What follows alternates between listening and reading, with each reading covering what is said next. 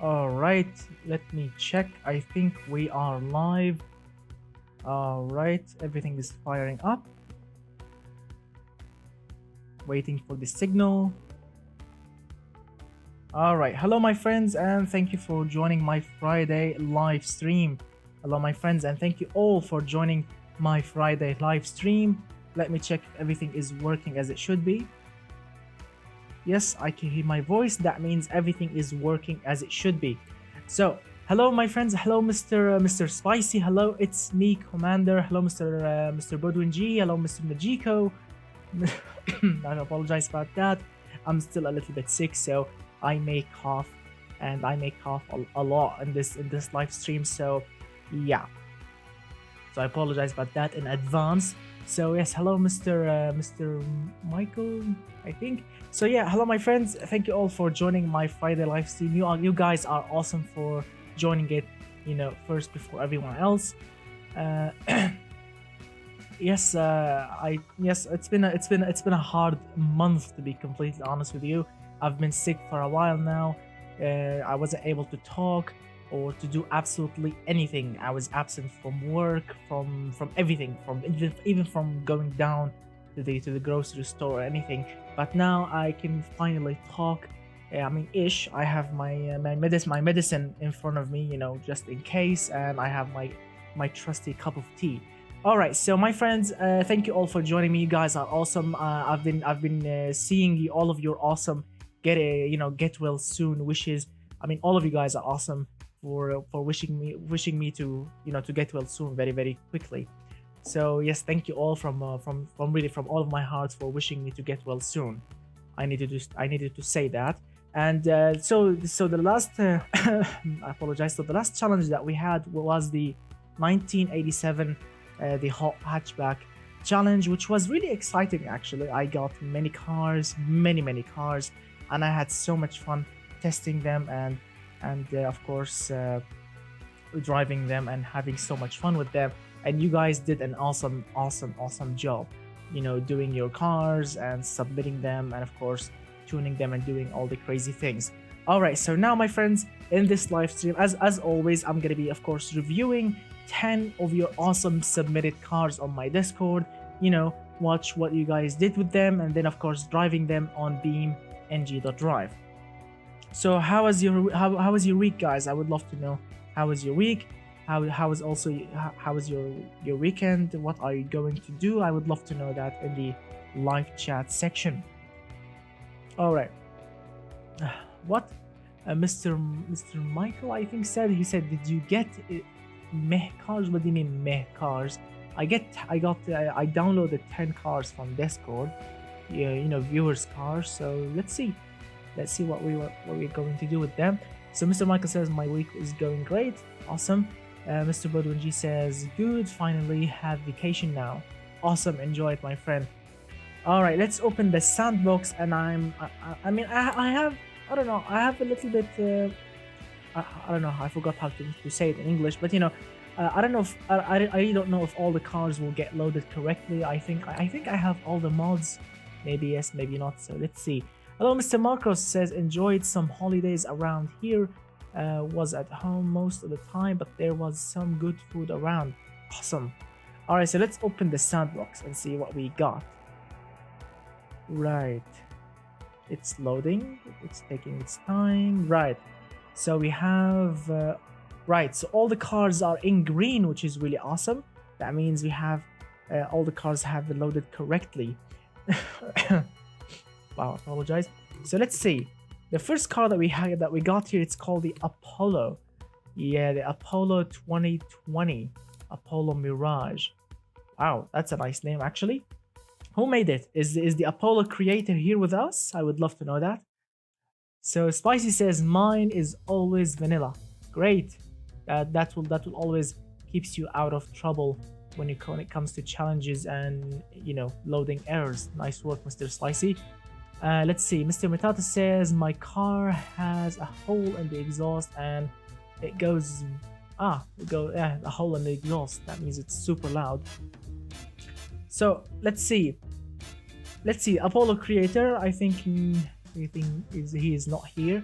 Anyway, let's open it. Apollo Mirage. It says here 8-liter double overhead camshaft S16. I don't know what does that mean, but let's open it. Alright, so the first car that we got, wow, that's actually exciting. 612 horsepower, 8-liter V16 engine, and it's naturally aspirated. All-wheel drive, modern suspension, aluminum body, advanced high-strength chassis. Everything seems to be very nice. So let's check it out. Ooh, what is that beauty? It looks like, I don't know, is it me or does it look like a Cadillac? I think it looks looks like a futuristic Cadillac. I think the grille, the lights looks like a Cadillac. I think, yeah, definitely looks like a Cadillac. But I like it. It looks super modern. I mean, it lacks some things, but it looks futuristic. Like, for example, no badging whatsoever except for this one in the middle. But yeah, I apologize. Mr. Spicy says, question, how do you pick cars from the live stream? Yes, random. I pick random 10 cars. I mean, and sometimes I skip the names of the creators that I've chosen in the previous live stream. So I don't really. So I want to pick new people always, not always the same people. So yeah. Sorry about that. So yes, it's super futuristic and it lacks some fixtures, but according to Mr. BeamNG, he thinks it's weird to him. Well, it's futuristic, I have to say. I mean, the rear wing, I'm not really a fan of the rear wing. It doesn't really look all right with the classic / futuristic look, but I like it. Wow. Let's see. My mic is working correctly, Mr. Jiko. I just listened to myself on my mobile phone. Anyway, so let's see. Starting from the beginning, aluminum body, as I've mentioned, monocoque chassis, light, advanced, high-strength steel body, which is really awesome. Longitudinal double wishbone, really awesome. All right, so let's check out the engine. 90 degrees, 16 cylinders. That is super advanced. Magnesium block, which is absolutely awesome. And let's see, super stiff and super light, very expensive also. Look at that. The default, the creator of the engine chosen the default bore and stroke for the engine. That means it's like the barest thing you can do. Really, it was broken 2 minutes ago. All right, so keep listening to it. If it's broken again, I would love to know. All right, so hello, Mr. The Blue. Hello, my friend. Thank you for joining. So let's see, double overhead camshaft, 4 valves per cylinder, blah, blah, blah. Everything seems very normal, no VVL. Billet steel crankshaft, which is super, as you can see, super expensive. Yep. Wow, I mean, look at that. The components can go much higher when it comes to the RPM limit, but the creator, he made it only all the way up to 7,000 RPM. That's it, no more than that. Which is, I don't know why people sometimes, some people sometimes pick very expensive internals, like for example, billet steel or titanium connecting rods and lightweight forged pistons, but the rev limit, they keep it very low. I don't understand why you want that much expensive parts. I mean, if you are aiming for a high torque engine, you can just go with forged. You don't need this much, but and +5 quality, guys. +5 quality. I mean, not only expensive parts, also +5 quality, and the rev limiter is 7,000. Anyway, 11.2 to 1 compression ratio. Cam profile is on 40, which is very normal, because remember, this is an 8-liter V16 engine. I mean, you can get much higher horsepower than this. Naturally aspirated, using regular 91 octane fuel. The engine is running on 86. I mean, you still have even much extra headroom to tune this engine to perfection. Basically, everything is on +5 quality except the exhaust, which is weird. He's using raised tubular headers. I don't know, the engine is unique, I have to say. Hello, Mr. Charlie. Hello, my friend. Thank you for joining. So, the engine has some unique parts, and basically, to be completely honest with you, the engine does have some, useless parts. Why you want to use race and, high performance parts when the engine is just running with a regular camshaft and not much, not much horsepower. Anyway, let's fire up this beast. I have to say it's super reliable, so it's nice. So let's fire up. Hello, Mr. Warface. Thank you for joining. Hello, Mr. Patata. Thank you, my friend, for joining my live stream. So let's see. Let's fire up this baby here and see how this thing sound. As always, the idle sound of V16 is beautiful.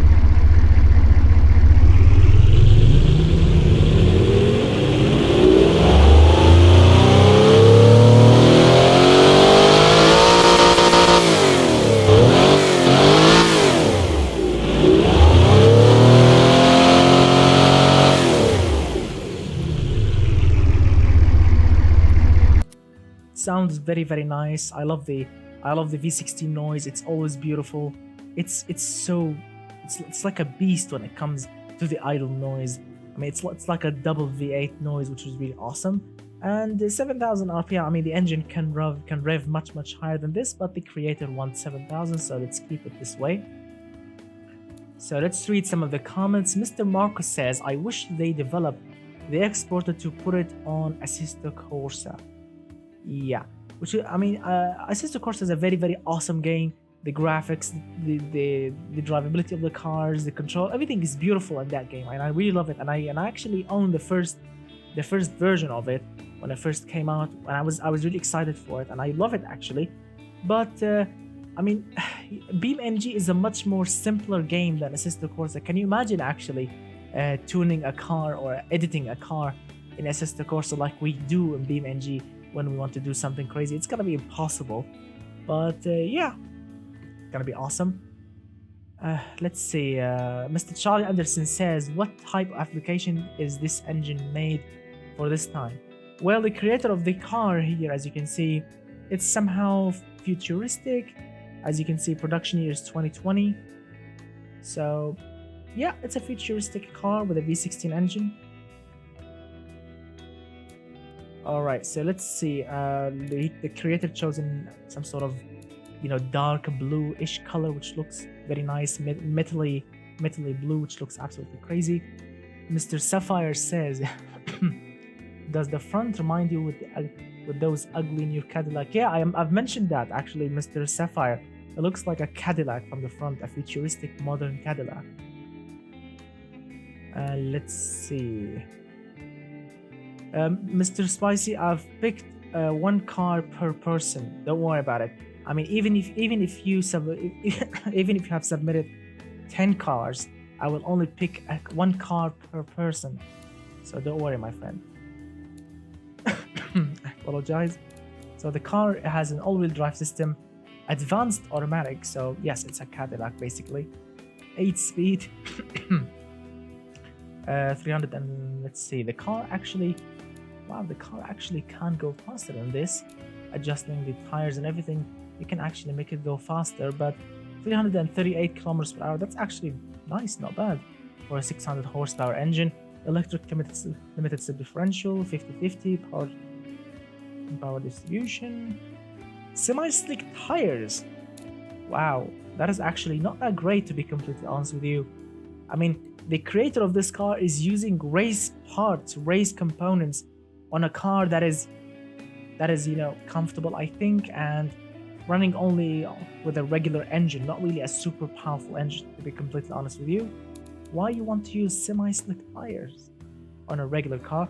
But maybe, well, maybe I think it's yes, that's correct, Mr. Charlie Anderson. I just noticed the concept license plate. Not bad. Not bad at all. Alright. Let's see. I want to cough a little bit. I don't know. I'm feeling Something weird in my throat. Let me drink some tea. Give me a moment.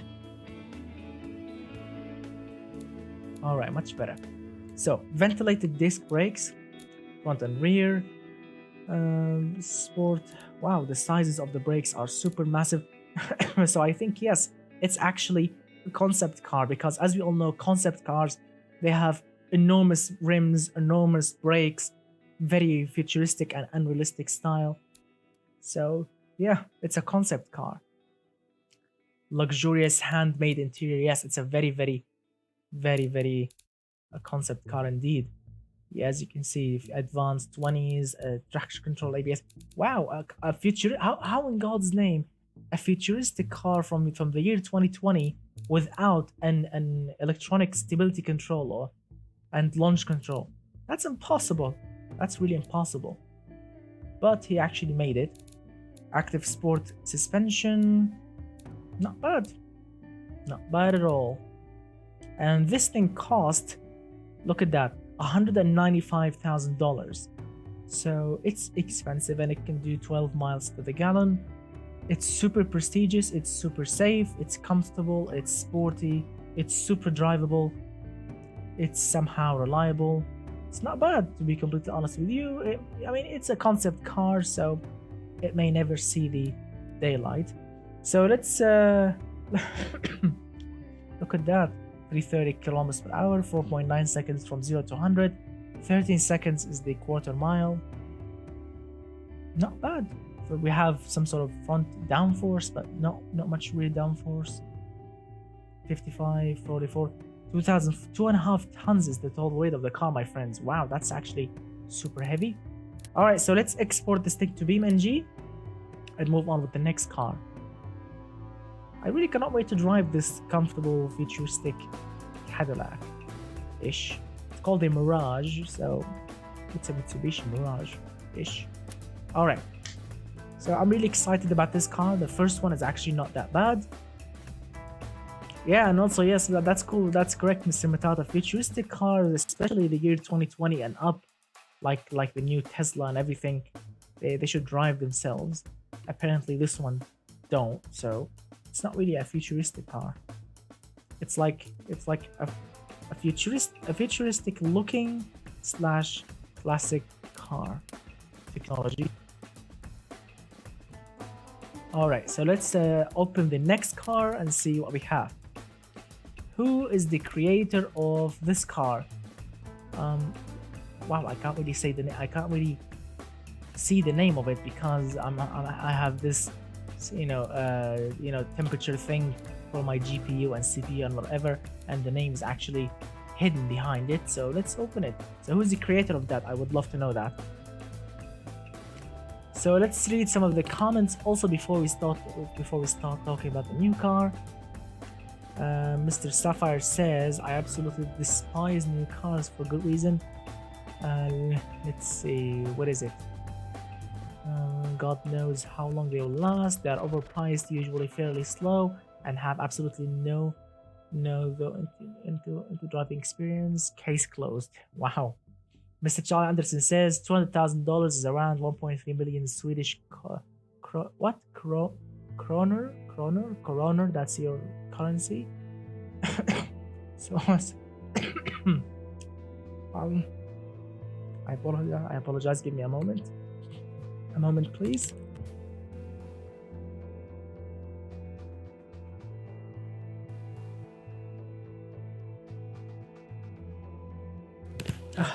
Right, I'm back. Wow, that was a big one. All right, so only bankers and top people can own one. Let's see. Mr. Matata says, as a true petrol head, that makes me what, sick or make me sleepy. Mr. Marcus says, oh no, wheel spin. Yeah, and the new car. Yeah. All right, so let's start talking about the new car. Let me make sure my voice is working. Yeah. All right. So this car, apparently, as you can see, all of you, we have 1,895 horsepower. That is a lot of horsepower. A lot of horsepower indeed. So an 8-liter or nearly-ish, 8.1-ish liters V10 engine, twin turbocharged, of course, all-wheel drive, double wishbone, push rod suspension, carbon fiber body. So this should be a hypercar of some sort. Let's open it. Right. I don't know. I think the front, especially the headlights, this grille. I don't know. I've seen this before. I promise you, I've seen this car, or at least the front end. I've seen it before, maybe in a challenge or something. Yeah, or maybe in a live stream. I don't know. But it looks not bad. It looks also futuristic, as you can see. I mean, the front is not really futuristic, but the side and the rear, yeah, the rear is not bad, and it looks so some sort of like a track car, not really a hypercar or a supercar. No, it looks like a track car, to be completely honest with you.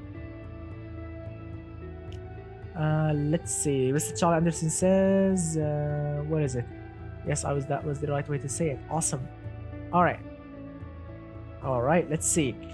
Open it from the starting point and see what we have. So this thing has a carbon fiber body, monocoque chassis, carbon fiber chassis.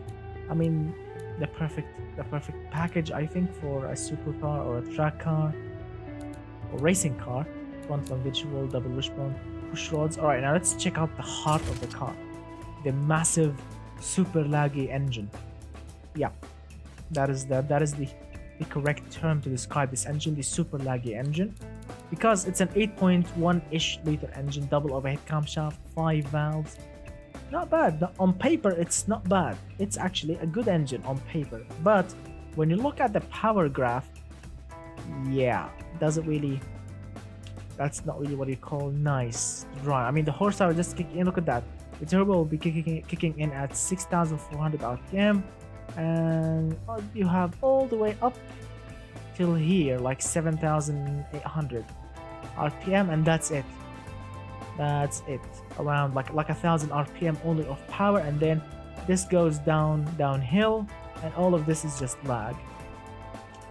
Wow. I mean, really, the developers of automation games, they should really develop better turbochargers. Everyone has been complaining about the turbocharging. Everyone. I mean, in every single challenge that I did in the past, everyone was complaining about the technology of the turbos. They are like from 1980s. Rubbish, really laggy. Even if you're using ball bearing, and even if you're using the correct, unrealistic method for automation turbos to make them run, it's still laggy. We need twin screw turbocharging.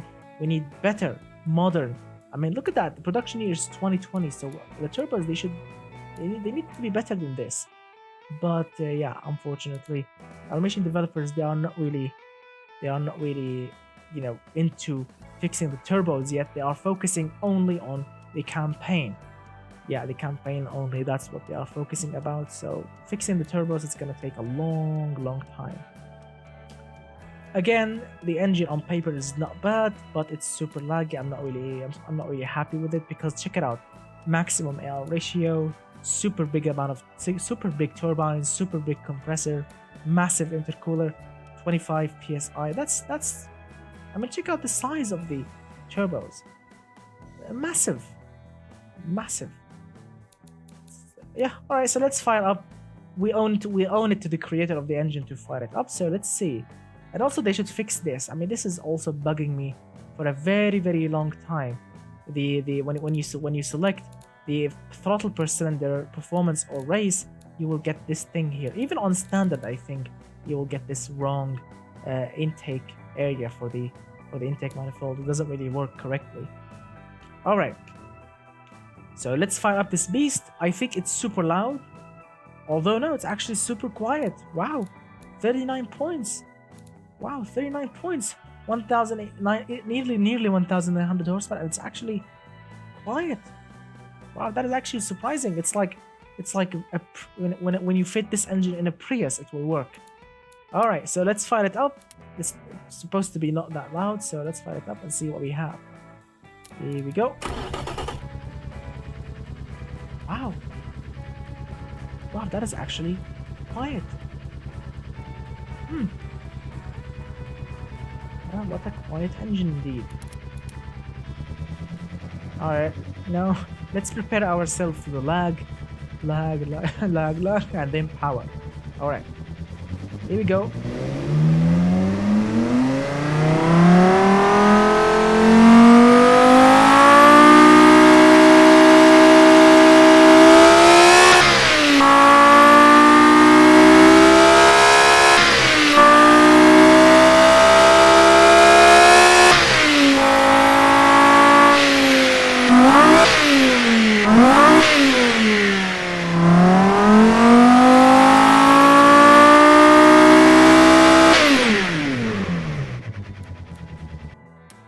I mean, the V10 always sounds sounds very nice, but the tune on the engine is unfortunately really bad. I mean, the turbos are really really laggy, and I will assure you, in BeamNG.drive, it's gonna be really handful to drive this car, because I mean, when the turbos they kick on. I mean, the car will just, I think, oversteer and crash. Hello, Mr. Amir. Hello, my friend. Thank you for joining. All right.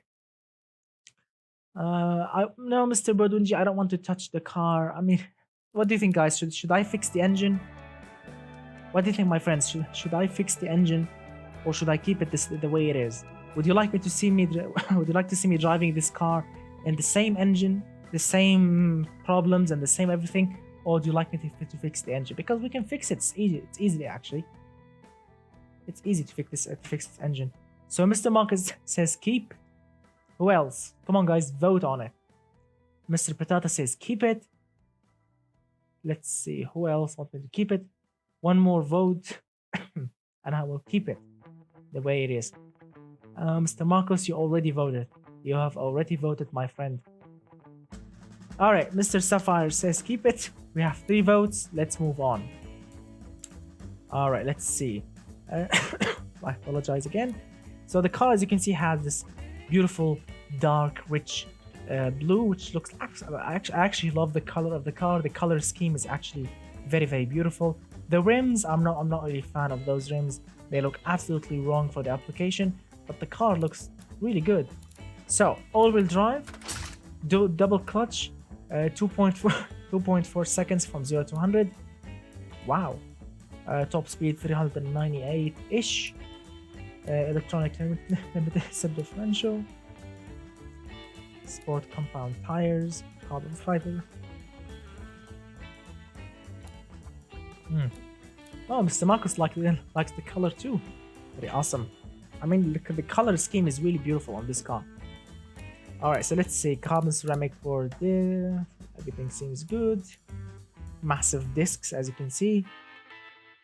Aerodynamics is not bad, but it's, I mean, for a super powerful engine and a super powerful car and super fast car, you need better aerodynamics than this. I mean, look at that. No under tray, no active rear wing, nothing. So it's basic. It's really basic. Yeah, and 28%, as you have mentioned, which is super or too much for an all-wheel drive car. So it's gonna be a handful. 2 seats, luxurious. Wow, luxurious interior and luxurious entertainment system, which is absolutely, I think we'll be having an enormous accident in this car. Yeah. What a handful car. And look at the cornering, 1.17 G only. That's not really what you call super, super controllable. Anyway, let's export it and see what's what. Oh, sorry, I exported it the wrong way. All right, it's exporting. Excuse me for a little bit. Let's see. Yeah, just give me a little moment.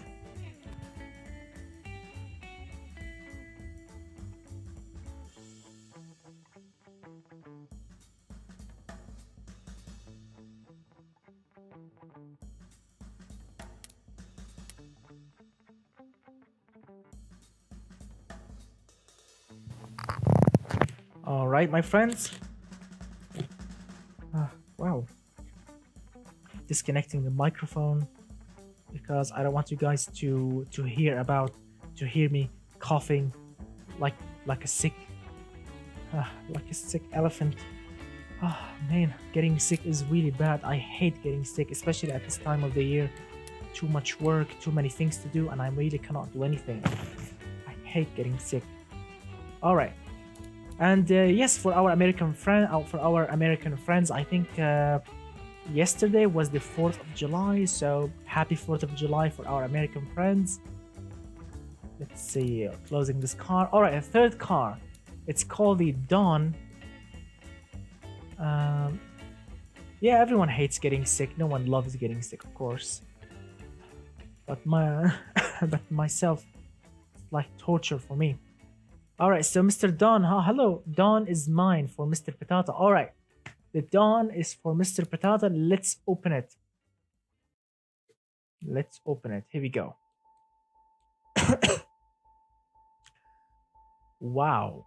Now that is a big turn of event. The previous car had 1,895 horsepower. This thing has only 88 horsepower. What an actual turning event. Amazing. I mean, check out the drop of horsepower. What an absolutely beauty. 2.6.5 cc inline 5 engine. Not bad. Natural aspirated, of course. Rear wheel drive. Everything seems good. Let's check it out. All right. So this car looks like I don't know. Is it a hatchback?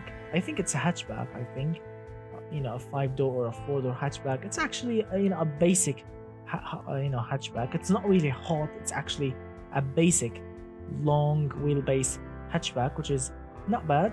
88 horsepower inline 5 engine. Let's start from the beginning. Steel body, monocoque chassis, which is modern. Steel chassis, very heavy.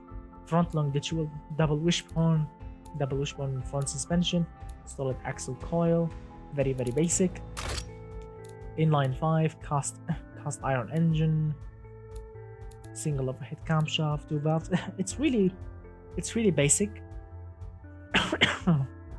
Wow, there's something definitely wrong with my throat. Let's see, cast internals -6 quality. Wow, the minimum compression ratio runs on super cheap fuel. As you can see, 79.9 is the current octane ratio for the engine. Very nice. I mean, very nice. I love standard cars. When any standard car that is has been built in a correctly, I love it because I love to see an engine, even if it's a low horsepower engine, but built correctly. I like it because the person who created it, spent some time to perfect it, even if it's a low horsepower engine or even high horsepower engine. I love to see that. Yeah. But look at that. The engine is torquey, 113 pound-feet of torque. It's not bad. It's rear-wheel drive. It's gonna be a fun car to throw around corners. It runs on very cheap fuel. It's actually very efficient. Runs on the minimum amount of fuel. I mean, the engine is just sipping fuel, which is super economical. It's not bad. Not bad at all. Cast log headers. That explains it. That explains the engine low horsepower and torque.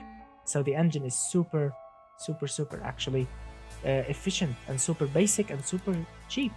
And this engine is also running a catalytic converter. That is expensive, but he managed actually, the creator of it managed to keep it cheap, under $1,000. Very nice work. I mean, absolutely under very nice work. Of course, the engine is super heavy because it's made from cast iron. That is super heavy. It's not gonna be smooth at all, but it's super quiet. It's not bad. Let's fire up this classic beauty from 1982. As you can listen, it sounds very quiet, very basic.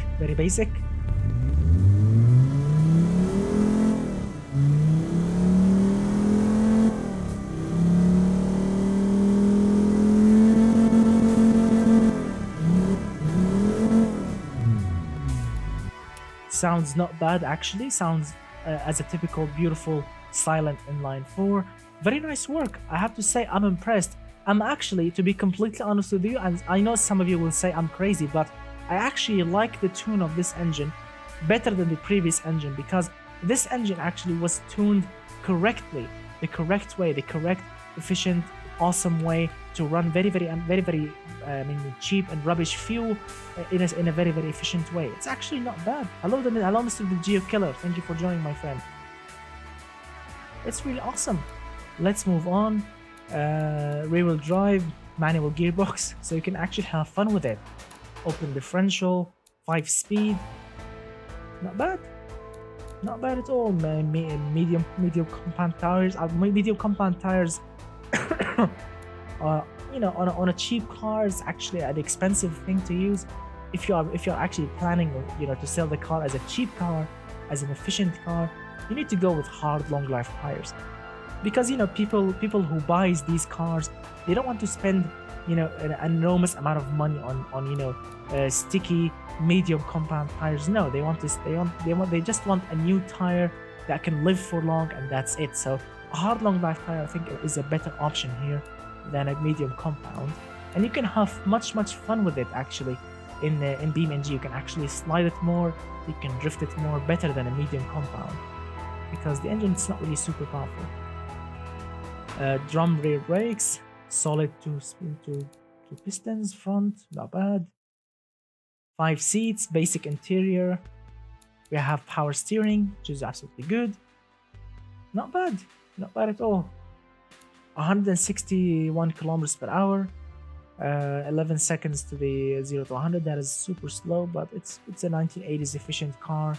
No one can blame it. 1,000 kilograms weight.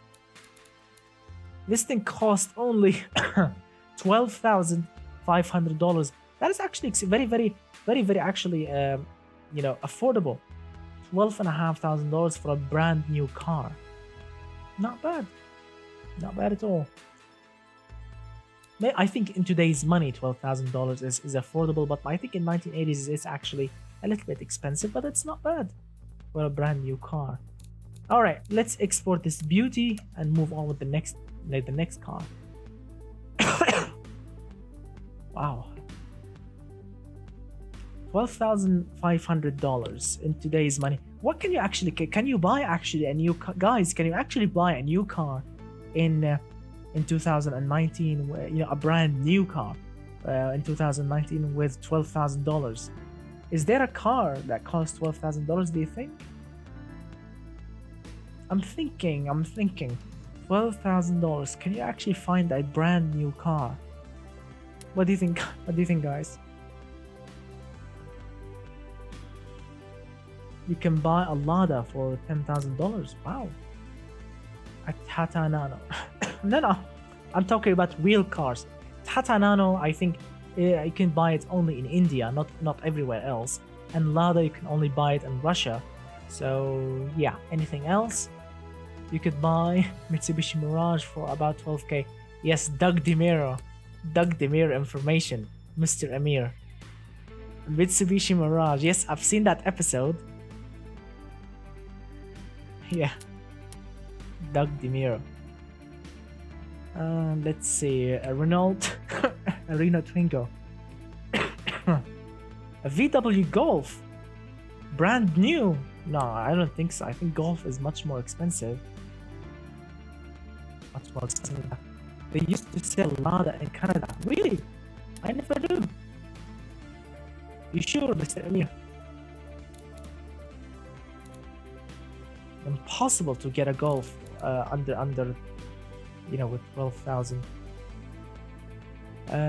Dacia Logan, what is it? Cost less than 7,000 euros.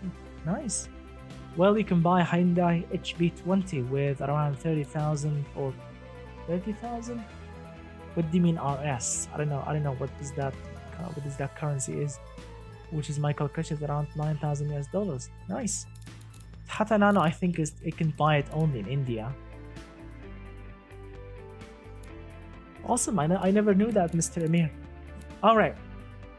So the next car is actually a very special car, because the creator of it, he actually told me that it's a very close replica of the 1965, you know, Ford Mustang. Yes, with of course the Windsor V8 under the hood. So I'm really excited. I've never seen it before. This is the first time that I will see it in a moment. So let's open this baby here and see what the creator did. All right, I'm very excited. So this thing is using a 4.7 liter V8 engine, overhead cam engine. I think the no, I think the Windsor is using an overhead valve, not an overhead cam. Yeah, if this is wrong, I think. Natural aspirated four barrel, rear-wheel drive. Alright, so the engine is, you know, a big question mark on it. Anyway, let's check out the car styling. Yeah. Now I have to say, I have to say, at the front, the grille, the headlights. Yes, you can. If you squint hard, it's actually a Mustang-ish, to be completely honest with you. But the side, no. I'm sorry, but the side is because this is not a fastback body. It doesn't really looks like a Mustang. It looks like a Charger from the side, basically. Yeah. I mean, the rear is somehow, yes, you can say if you squint hard, you can say it's a Mustang-ish rear end, but it's not really a Mustang. It doesn't. No, I apologize. It's not really a Mustang. I mean, nice work. I don't want to be disrespectful, but yeah, unfortunately, the bodies does not exist yet in automation game. If we have the you know, the fastback Mustang body, I would love if you can recreate it, but with this body, no. With this body, you are actually better off creating, you know, more power cars, like Dodge Cornet or a Charger or a Super B or something, but not a Mustang. This is not a Mustang body. I apologize. Yeah. Anyway, corrosion-resisting steel steel body, monocoque chassis. This is also a big no-no. Corrosion-resisting steel, front longitudinal. Now the engine, which is a little disappointment actually, because I apologize. Wow, that was a big one. Oh, that was a big one. I need to take my medicine. Anyway, so cast iron block. Everything is good except for the direct acting overhead cam. This is wrong, my friend. Basically, every V8 engine from Chevrolet, from Dodge, from Ford in the 50s, 60s, 70s, all of them were overhead valve or a pushrod system. Yes, I mean, really rare engine came with an overhead cam. I think the modular family from Ford came with the overhead cam, but everything else came with an overhead valve or a pushrod system. That's it, nothing else. Basically, every American V8 from that era came with an overhead valve system. Yeah, and I actually did create a Windsor replica on my YouTube channel. If you want to check out the video, it's actually available. If you want to, I think I made the Windsor Ford Windsor replica. I think I made the 426 Hemi. Yeah, I made many V8 replicas on my channel if you want to check them out. So it's a nice creation, I have to admit it, but it's not correct. 10.01 compression ratio. Twin 4-barrel carburetors. This is also too much. Yeah, this is also too much. 235 horsepower. I mean, twin 4-barrel carburetors. These are very expensive carburetors, and you are only pushing 235 horsepower. And plus 11 quality. I mean, yeah, it's not what you call a nice tuned engine, unfortunately.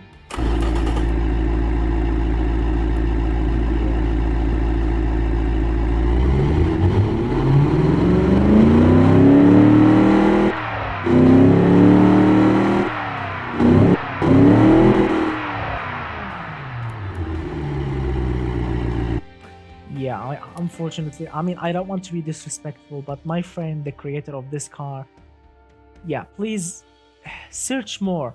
I mean, myself, I'm not a car expert. Myself, I'm not really a car expert, but I'm a car enthusiast. I love cars. I love to learn about cars.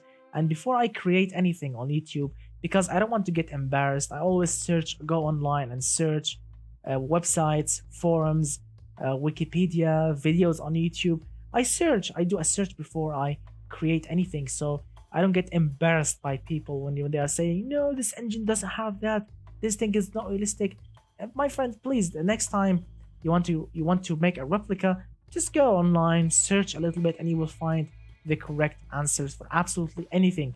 Especially when you are searching for something super popular, like the Windsor V8 from Ford, or like the small block Chevy or the big block Chevy. All these things are really popular, and there are millions and millions of forums and people that can actually tell you many options and many information about these engines, and you can absolutely have so much fun recreate them in of course in automation game. But yeah, don't just don't do this again, my friend. I'm gonna test this car, but the next time, just just search online, my friend. So rear-wheel drive, manual 4 on the floor, I think. Open differential, medium compound tires, drums all the way. We have some sort of active or under tray. The seat arrangement is a little bit unique in its own special way. Hydraulic.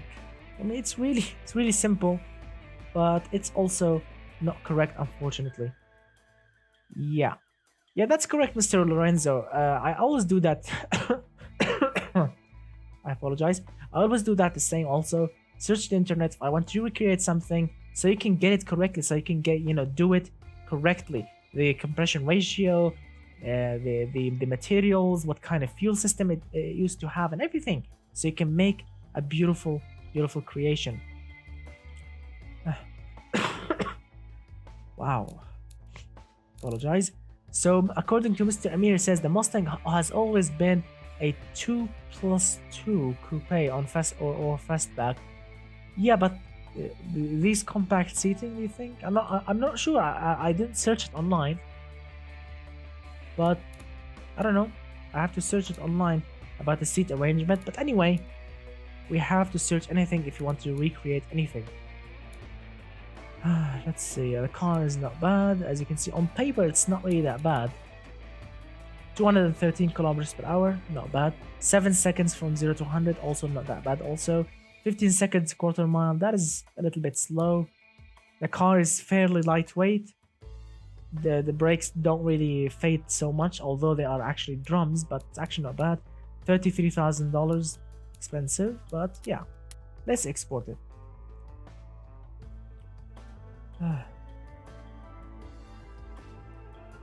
Let's read some of the comments.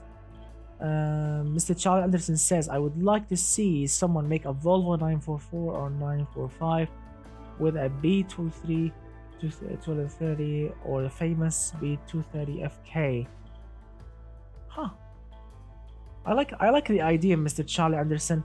I would like to search it maybe tomorrow. I would like to search that Volvo that you are talking about, and if I find the correct body for it on automation game, maybe I'll give it a go. Why not? Mr. Marcus says, I get most of my info on replicating in a site named Auto Catalog.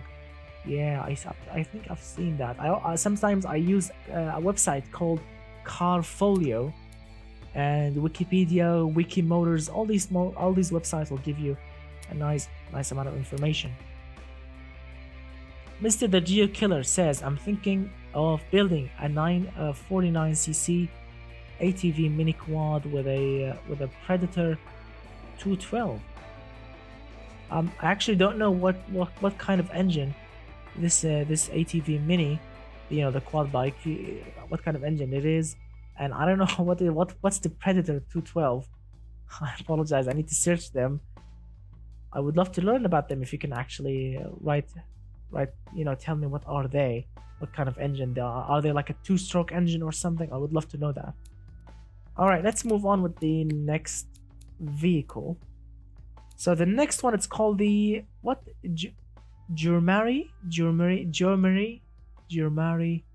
588 GT3 BeamNG tested setup. Right. So I would love to see if the creator of it is here. Small question, guys. A 270 RTX is worth it? Well, Mr. Marcus, I've actually seen a video lately on J2 Cents, on J2 Cents website on YouTube, and basically, no, a 270 RTX. I mean, it's a powerful card, but it's not really worth the money. It's not really worth the money, unfortunately. But yeah, if you're trying to play RTX games, yes, it's a nice card to have if you are not planning to buy the 2080 RTX. But because of its current price tag, no, it's not really worth the money. Yeah, especially because I've seen that currently Nvidia has pronounced or announced whatever that their new super cards, they call them the 2080 Super or something. I've seen the charts of them and people talking about them. They are super powerful. So I think wait a little bit, maybe the price of them will drop. Maybe then you can give it a go. But right now, the current price tag of them is not really worth it, unfortunately. Just wait a little bit. Yeah. And I would, if you want my advice, Mr. Marcos, search online. Really, go to YouTube, write, search for reviews, like for example, J2 Sense reviews or Linus Tech Tips and whatever, and you can find many answers for your question, my friend. Don't listen to anyone. Just go and search. People will actually, help you, and you can actually learn many things about the card. Maybe you will like it. Maybe you will buy it. All right. So Mr. the Blue, he's the creator of the Germary 588. Let's see. Let's open this beautiful beast and see what we have. Right. So on paper, 511 horsepower. Nice. That's not bad at all. 5.9 liters. What? V60 degrees 8-cylinder. That's actually a compact V8. Very beautiful, naturally aspirated, rear-wheel drive. Nice. So this beautiful bad boy, as you can see, it's a racing car, which actually looks beautiful. I actually like the styling of it. Yeah. It's a proper racing car. The stickers, the sponsors. Yeah, it's a proper racing car. Amazing. Wow. I like it. German flags on the side, German flags everywhere. Sponsorships, proper racing car looks. I think proper racing engine, rear-wheel drive. Let's see. Let's start from the beginning. Wow, very exciting. Aluminium body, monocoque chassis, light advanced AHS steel, mid-engine longitudinal double wishbone front and rear. Beautiful. So it's a V60 degrees 8-cylinder engine, aluminium block, 5.8, 5.9 liter ish, double overhead camshaft, 5 valves. Beautiful. So far, so good. 12.021 is the compression ratio of VVT. I mean, I think Mr. the Blue, you want to limit the horsepower to 500-ish horsepower, because using a regular cam profile on a racing engine, it's not really what you call, appropriate. But I think 512 horsepower is more than enough for a proper tuned racing car.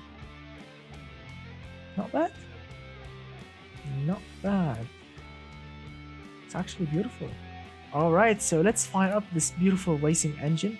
It's gonna sound beautiful, I think. And all right.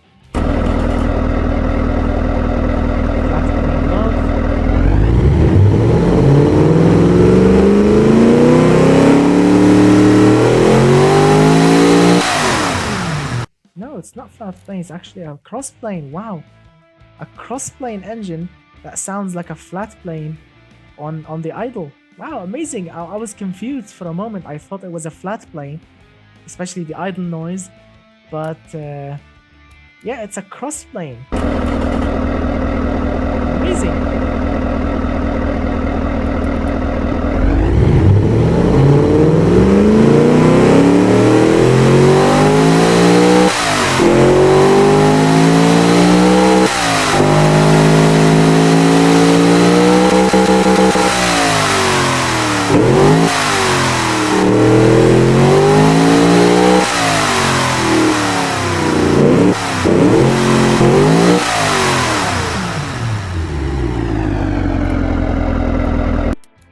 awesome work. Sounds very awesome. Let's see. Here we go. Rear-wheel drive, sequential gearbox, 6 speeds, goes from 0 to 100 in 3.2 seconds. Awesome. Geared limited limited slip differential. Right, so according to Mr. The Blue, he said that automation game says that the car is oversteering, but in BeamNG, it's not oversteering at all. So that's a unique thing to test. I never knew. I've never actually tested if the yellow line is slightly upwards a little bit, if you can actually control the car or not in BeamNG. So it's gonna be interesting to see if we can actually, you know, do like a myth bust or something about the yellow line here. All right, let's see. So the brakes are perfectly tailored, as you can see, 0% fading. Also, the same thing goes goes to the yellow line here. Wow, sorry. So the usually or always, you need to make sure the yellow line is shooting downwards, but apparently, according to Mr. The Blue, it's all right. The car drives nicely in BeamNG, so let's ignore the yellow line here because it's shooting up slightly and see what we have. So sport interior, 2 seats, electric power steering, traction control, ABS. Beautiful. This thing cost $60,800 in 2019 money. That's actually affordable. Very affordable. $60,000 for a beautiful 60 degrees V8 that's producing 511 horsepower. We have active aerodynamics on the car. Beautiful. Semi-slick tires. Amazing. All right. So apparently the chat on my automation game, because there's like a window on my screen here, the chat that I was reading your messages from, actually apparently this thing has stopped. So I'm reading your messages right now on my mobile phone. Right, so let's see. Let's see. Let's see, Mr. The Blue says it obviously oversteer if you jump on the power or don't blip the throttle on downshifts. So drive it like an actual GT3 car. Alright, I'll keep that in mind. I do understand, but since most people here speak English, he should too. Well, yeah, because people want to understand, so let's all speak English, my friend. Alright, so the car is actually not that bad. Alright, Mr. The Blue, I'm really impressed with your car. Really, looks beautiful, engine is beautiful, everything is beautiful, but I understand that you want people to drive your car like a proper GT3 car, you know, blip the throttle and everything, you know, to prevent it from spinning out and crash into a tree. But if you want to make everyone to drive your car, if you want to make your car drivable on keyboards, on regular controls, on, you know, on people that are new to BeamNG, you need to make sure the yellow lines are actually shooting down so people can actually drive it and enjoy it. But I will try my best, and I will try my best to drive it as a GT3 car. I mean, I'm using a controller, not a steering wheel, so I'll try to my best to blip the throttle when I'm downshifting to prevent it from, you know, spitting out and crash. All right.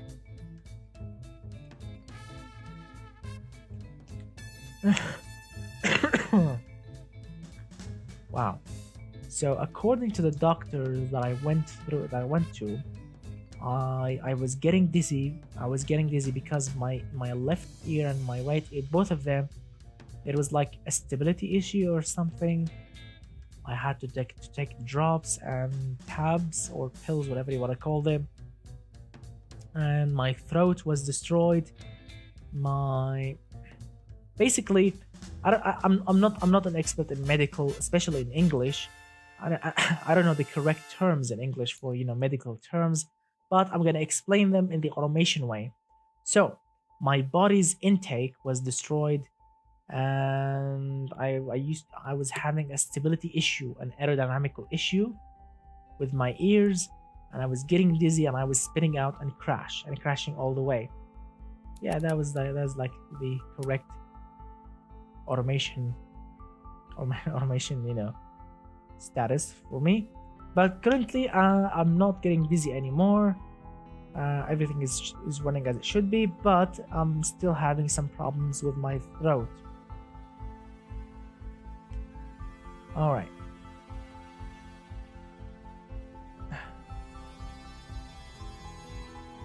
So guys, how was your weekend? Some of you actually told me, and many of you didn't. How is your weekend going? What are you planning to do? Are you planning to doing like a barbecue or something? Traveling, studying? Do you have exams? Do you have work? Do you have a project working on? I would love to know that.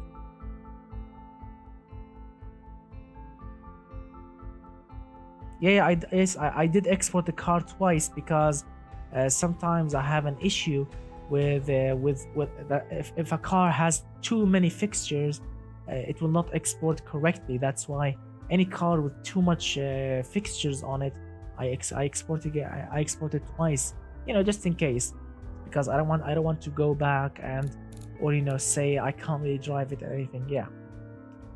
All right. Next car. The next car is called the Harwood. The Harwood Tomahawk. Harwood Tomahawk 5.0 GTS Coupe 1980s Liberator V8. Wow, that's a proper American, I think. So, 232 horsepower, 5-liter V8, overhead valve, proper American engine, I think. Rear-wheel drive. Yeah. Ooh, yes, I think that's a proper 1980s American, pony car. It's not really a muscle car, it's a pony car, I think. Yeah, a pony car indeed. 230 horsepower, 5-liter V8. It looks like a Fox body Mustang, I think. Ish, a Fox body Mustang. What do you think, guys? I think it looks like a Fox body Mustang ish. I think. I mean, it's beautiful. I like Fox body Mustangs. They are really underrated, and not many people likes them, but they're not bad. They are actually fun. Awesome. Who is the creator of it? I would love to know the creator of this beautiful, amazing beast. And check it out. It's like a Mustang, a Fox body Mustang with the 5-liter, the 5.0, the 5.0 V8. Amazing. All right, let's start from the beginning. Steel body, steel chassis, monocoque chassis, not bad. Front longitudinal McPherson front strut suspension, which is compact and cheap. Solid axle coil, which is also extremely cheap and basic, and works correctly. Let's see, it's a 90 degrees V8, obviously cast iron, 5-liter engine. The stroke is more than the bore, also proper American. Push rods, 2 valves per cylinder, also proper American. Cast internals, very nice. Yeah, where is it?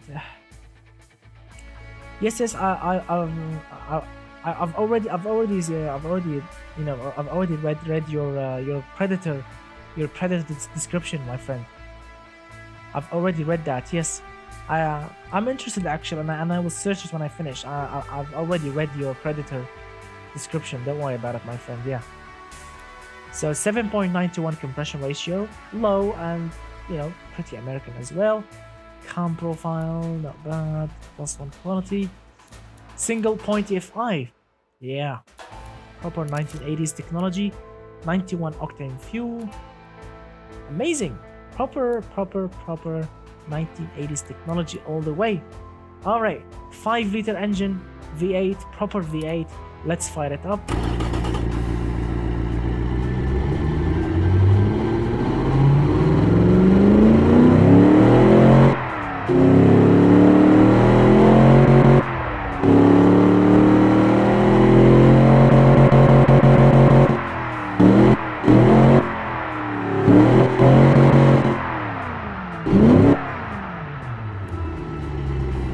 Awesome.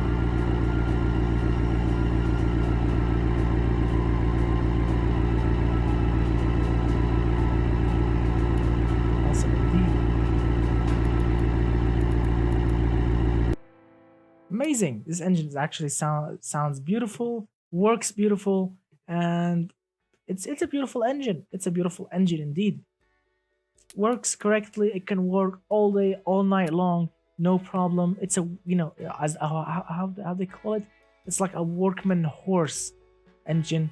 It will never fail. I mean, if you maintain it correctly, it will never fail. It will work all day because it's under stress. I think that's the correct term. Not under stress. How do they call it? You know, it's, you know, the engine is it's not stressed at all. Under stressed, I think. I would love to know the correct term. I've heard it. I've heard it before, but I forgot it. I forgot how to say it correctly. Is it correct, guys? What I'm saying? Under stressed, or, you know, you know, if an engine is running without any stress at all, you know, in a very lazy way, it's under stressed V8. Yes, under stressed is correct. All right, thank you guys for helping me. So yes, it's a very under stressed engine. It's running with a regular wow, sorry about that.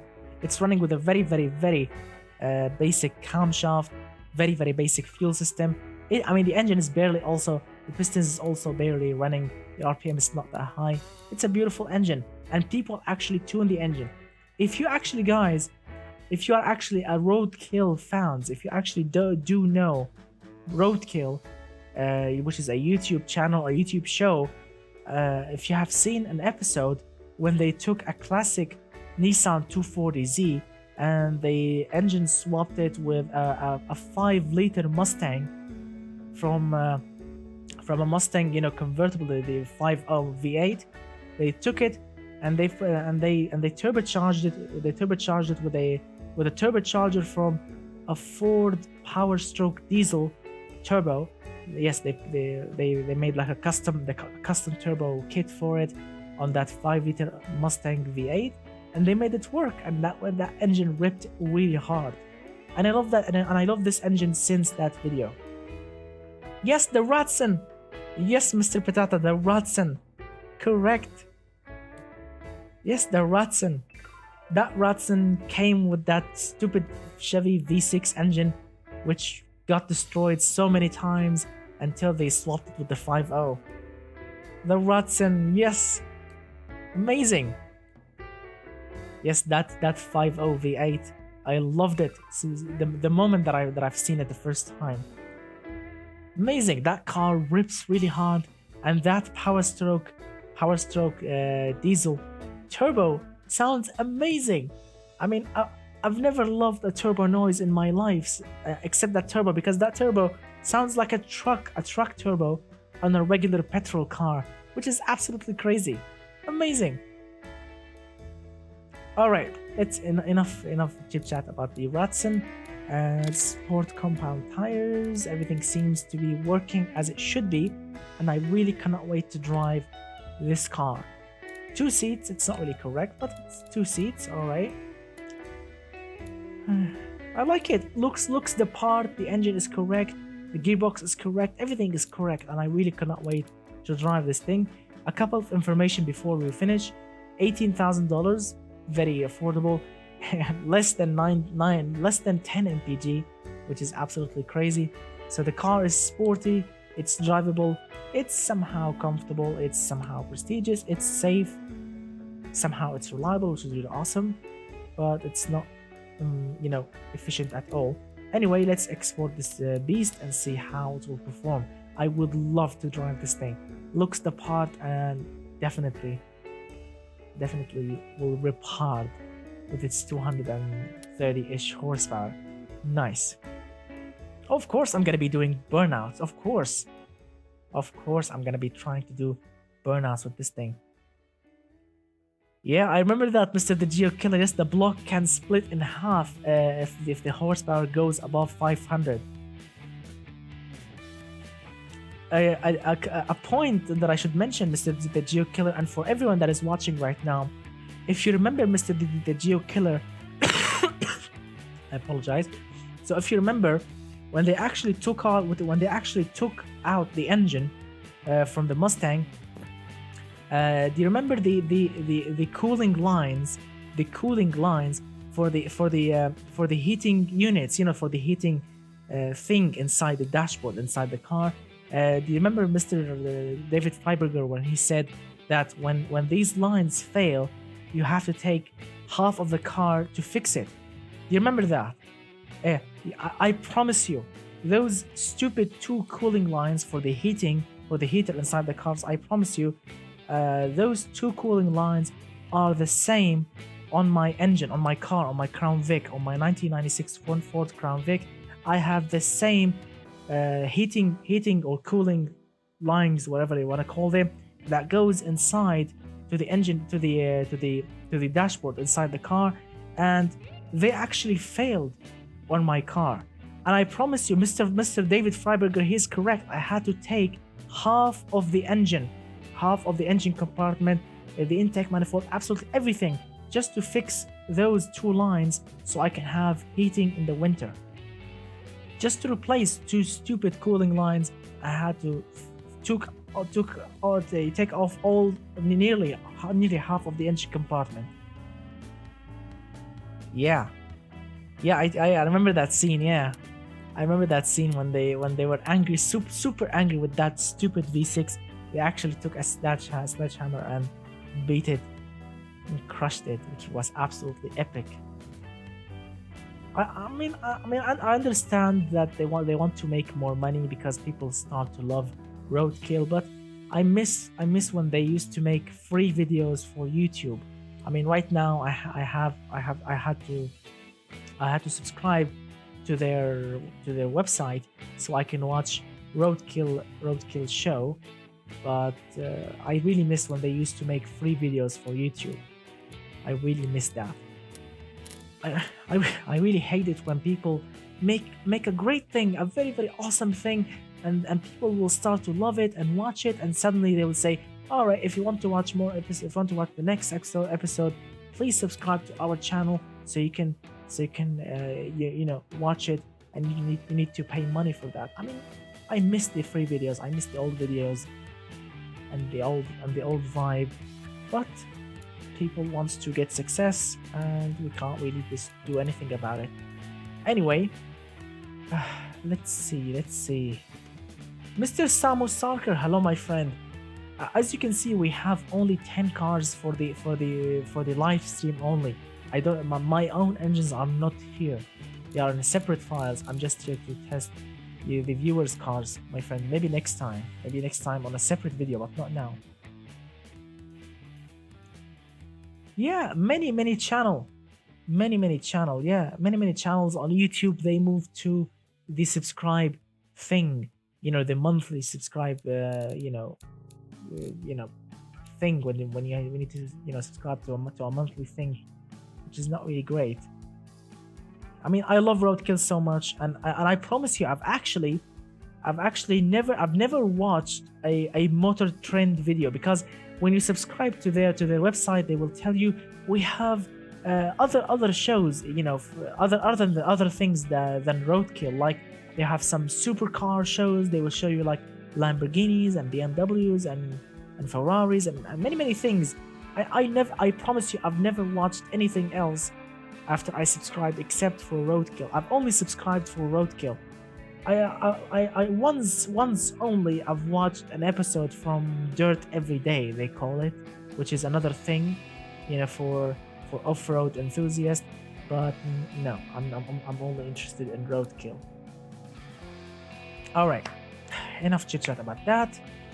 Let's move on. So the next thing that we have, if we finish that, the next thing we have, it's called the Kazakova C600 Red Edition. Who created this beautiful beast? I would love to know who created this thing. Yeah, Dirt Every Day. So I would love to know who created this beautiful beast here. So this thing here, it's a 1977 car, which is really awesome. 191 horsepower, 2.5 liter inline 6 engine, single overhead camshaft, 2-barrel carburetor, front wheel drive, and it's monocoque. Wow, amazing. So let's check it out. Amazing. That's a beautiful compact 1970s car. Not bad at all. Headlights, grille, everything works as it should be. The bumper is beautiful. Wow, this car actually looks not bad. 1970s specs, I think it's not bad. Not bad, the engine. The engine is a little bit too big, as you can see. The engine is just humongously big for the car, but it's good. Big engines means nice amount of horsepower. Imagine the Grand Tour and Roadkill did a crossover episode. Well, I mean, I'm not sure if it's gonna work. I'm not sure if it's gonna work because the Grand Tour. I mean, Jeremy, Richard, and James. These three awesome guys. They don't actually build anything. I mean, yes, we've seen them on Top Gear, saying that they build something, but they upgrade it or they have replaced a part or something, but they don't build, they don't weld or create crazy things like Roadkill. I mean, Roadkill, they engine swap, they create, they weld, they fabricate, but these three guys, I mean, they just have fun. I mean, I love these three guys, Jeremy, James, and Richard. These three awesome guys. I mean, they are super awesome, and I love them. But I mean, they just want to have fun. They just want to drive and have fun and laugh. But Roadkill is super different. They just want to fabricate, do donuts, smoke tires, and do crazy fast quarter-mile times. It's super different. It's super different, my friend. But it's awesome. It's awesome. I mean, I've learned about cars from these guys, from the old Top Gear, from Roadkill, from many episodes like Car Throttle, Mighty Car Mods, all these channels on YouTube like Engineering Explained, all these car channels are on YouTube. Like also that we have Eric the Car Guy. I'm a huge fan of Eric the Car Guy. We have also Hoovy's Garage. We have also what else channels do I have on YouTube? Also, I think the Wizard, the mechanical guy, the Wizard. I'm a huge fan and an all-time follower and supporter of these channels because I love these channels so much, and I've learned about cars from these channels. Yeah. What are your? I would love, guys. I would love to know what are your favorite YouTube car channels. I would love to know that. Yes, also Chris Fix. This guy is just awesome. He fixes absolutely anything with his hands. I would love to know that. Doug DeMiro also, yes. Doug DeMiro, he's like a car reviewer, really. He's not really a mechanic, but he's a car reviewer. I also know the Humble Mechanic. The Humble Mechanic also. I'm not really a huge fan, but I'm a subscriber and I watch his episodes. In Russia, we have Academic, who's currently building a Bentley tank. Awesome. All Top Gear was fun, but after Clarkson James and the angry guy lost quite, I stopped watching. Me too, Mr. Charlie. I've never watched an episode of the new Top Gear. I'm not interested, and I will never watch an episode of the new Top Gear. It's just an embarrassment, and I mean, just a waste of time, really. I rather watch the Grand Tour and anything that these three guys create. Mr. The Geo Killer says, don't forget zip ties and they.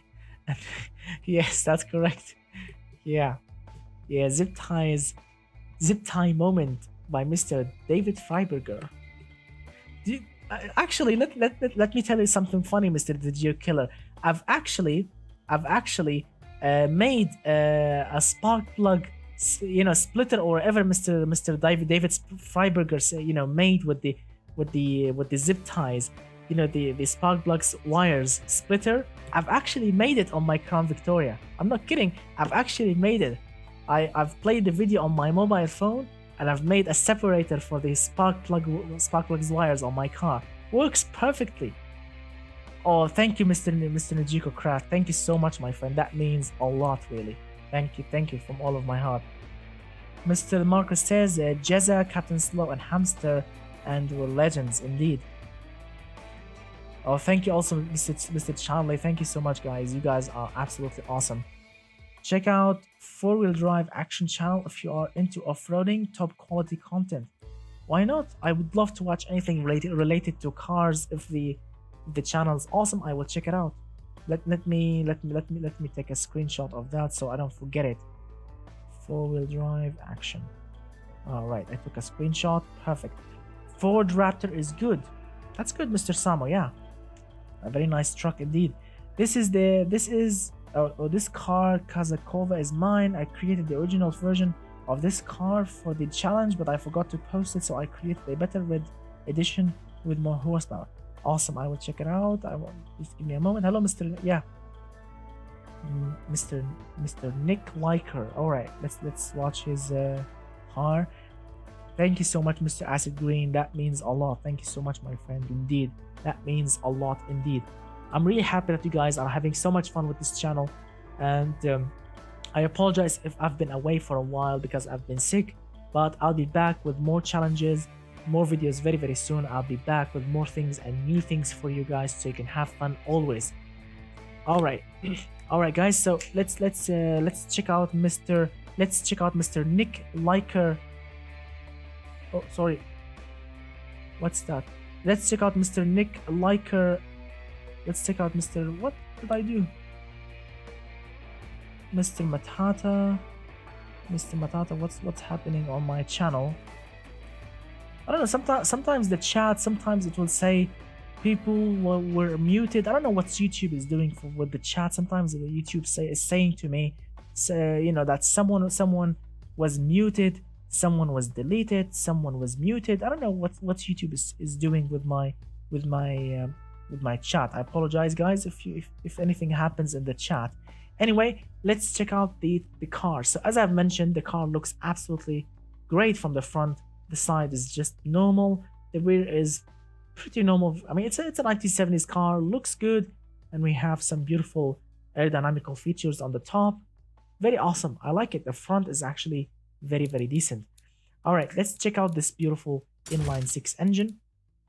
It's an inline-6 aluminum block, which is really awesome. Single overhead camshaft, 4 valves, cast iron cylinder head, forged internals except the crankshaft, 9.4:1 compression ratio, 69 on the count profile. All right, so Mr. Nick, hello, my friend.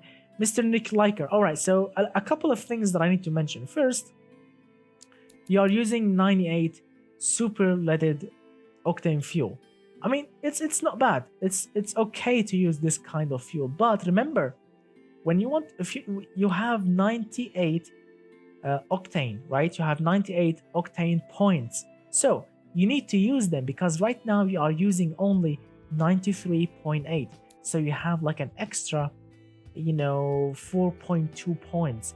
Yes, you have an extra 4.2 points. So my friends, you can add more compression.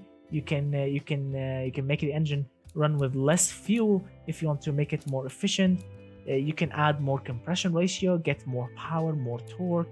You can do many things because you still have more octane headroom, my friend. You still have more octane headroom, my friend, to make your engine more powerful, more efficient. Yeah, I mean, right now it's running not bad. It's running okay, but you still have more headroom. So yeah, I don't like when people leave like an extra headroom without any kind of usage. It's not correct. All right, let's fire up this beautiful bad boy. As you can see, reliability, it's not really great, unfortunately, but it's not bad, and it's a loud engine, 71 points. So let's lower the volume just in case, and let's fire it up.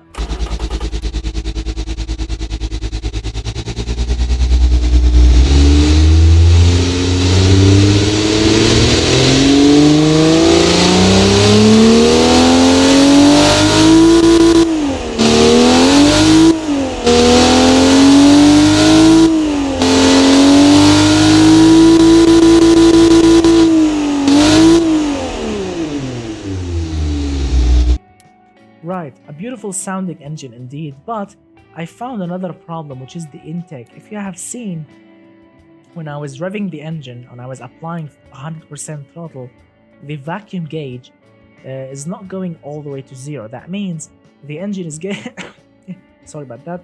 The engine is getting choked by the intake. Yes, you are using double or dual two-barrel carburetors. Sorry about that. So double two-barrel carburetors is not bad. It's actually a very nice thing, but you are still choking the engine. I would rather use a single 4-barrel or a single DCOE carburetor this way. Or I don't know if you can actually use a single DCOE, but you know what I mean. A better single carburetor will work better than a double 2-barrel, because you will get more horsepower, more torque. The engine will run much more smoothly because it's not getting choked. Anyway, nice engine. Requires a little bit more attention, but I like the engine. The car looks definitely great. Now let's check out the specs. Front wheel drive, manual gearbox, 5-speed, very awesome. Top speed, final drive. It's not bad. I mean, you can actually make it go faster than this, but it's not bad at all. Yeah, it's not bad at all. So let's see, 6.9 seconds, very nice. Automatic locker. Now, people sometimes in automation game, they use these two options, for fun. If you want to apply, because in 1970s there are no limited slip differentials in automation game.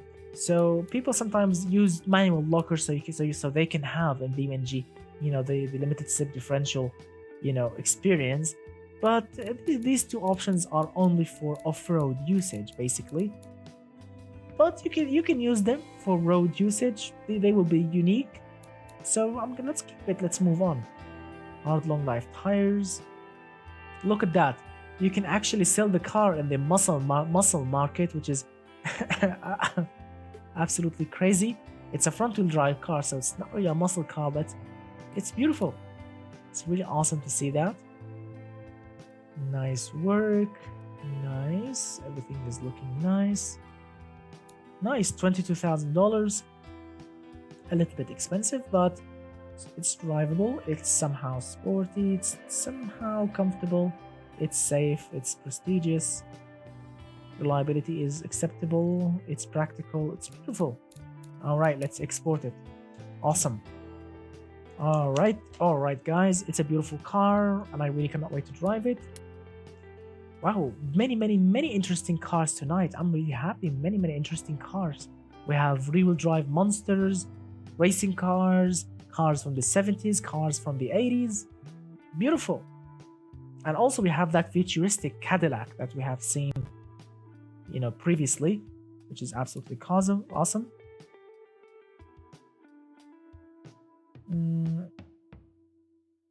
Let's see. Here we go. Awesome. So far, I'm having so much fun. Let's see what car we have next. Najiko Craft. Oh, Mr. Najiko, where are you? Mr. Najiko. Mr. Najiko Craft, we have the Tramonto. Oh, I know this name. The Tramonto name, yes, the Tramonto name. I've actually used this name before when I created that 1940s, body style, beautiful car, and I've upgraded it. I've upgraded that car to the technology of 2020. Yeah, I've used the Tramonto name on that car. Yeah, so it's not the first time ever that I've seen the Tramonto name in automation game. Here we go, Najiko Craft. Let's see. Great cars indeed. Mr. Charlie says, Najiko Craft, better with a disaster here than on the road. Well, yeah, of course, crashing in games is better than crashing in real life, because you can just press the reset button and everything will get back to brand new. All right, so on paper, 1,000 horsepower, which is a lot. 8.6.5 liter V12 engine, which is super massive. It's a natural aspirated engine, so it's a beautiful. You just apply fuel, and the engine will give you 1,000 horsepower. Beautiful. Let's see, all-wheel drive, proper, push rods front and rear. So far, so good. So let's check out the car styling. Oh la la, that is actually beautiful. I mean, from the front, it's awesome. I like the lines, headlights, grille, everything is beautiful. Side, still beautiful, you know, ish, but it's awesome. The front tires, I'm not really a fan of them, you know, going deep inside. I prefer them to be flush with the body. You know, I hate this gap here, but it's all right. Those two intakes for the engine.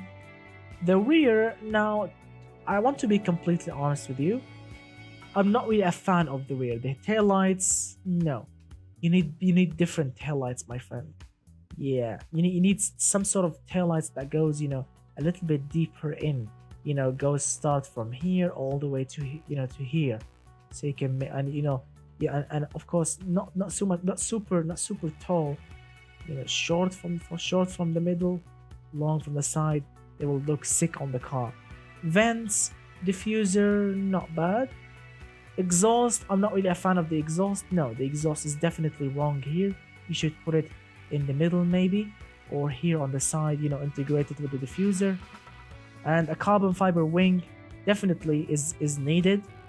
And please, you should have made the wing in a little bit wider than this. This is too thin.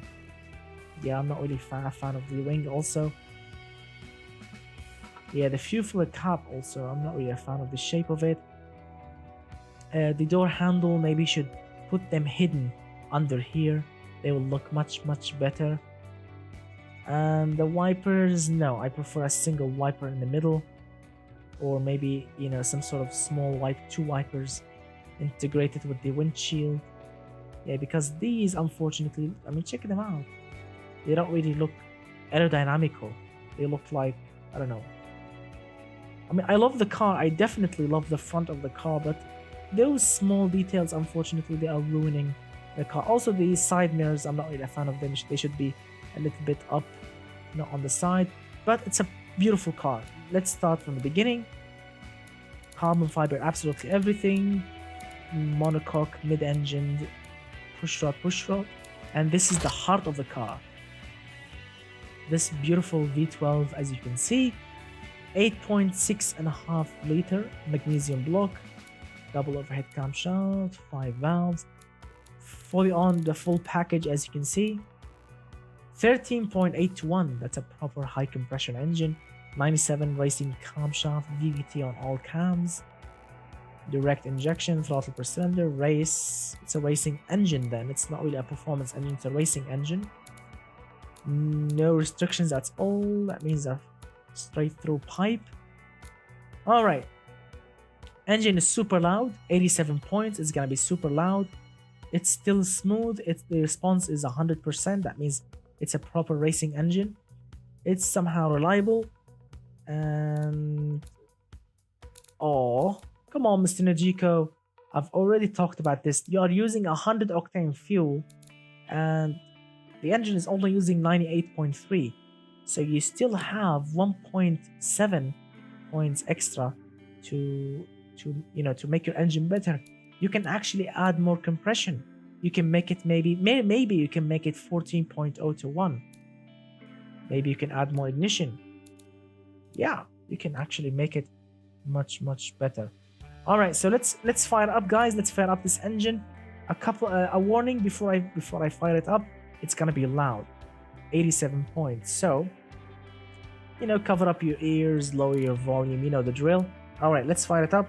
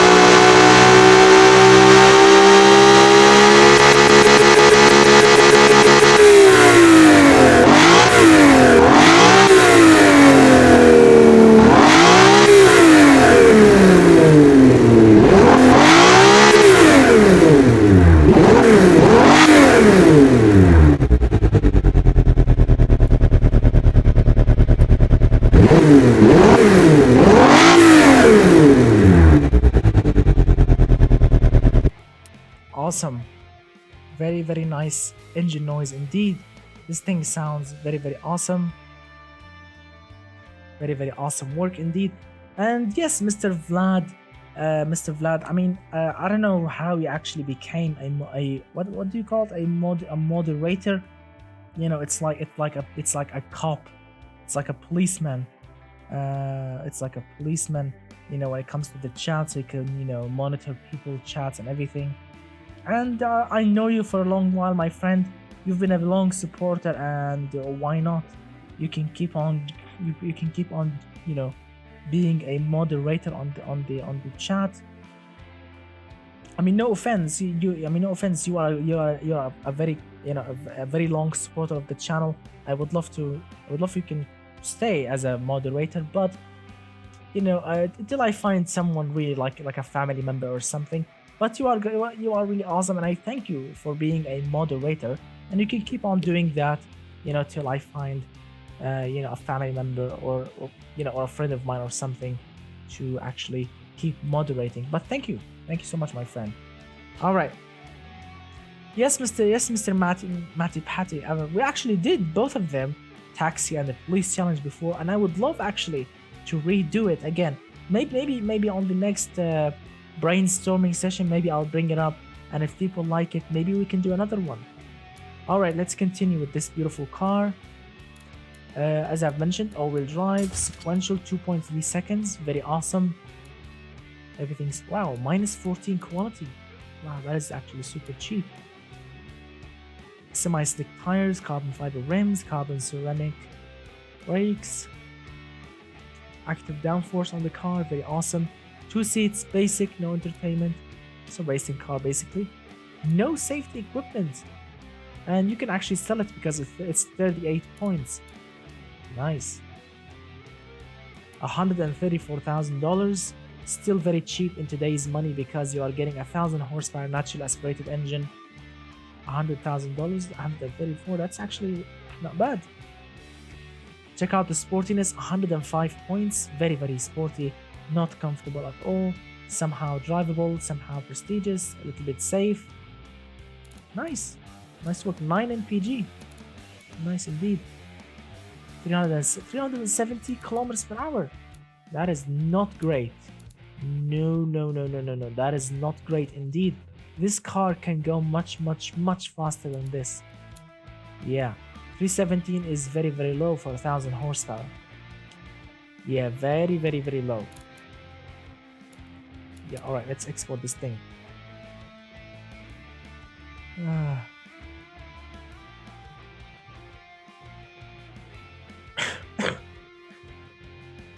Mr. Vlad says, why not having the same moderators from Discord? Because not all of them are here.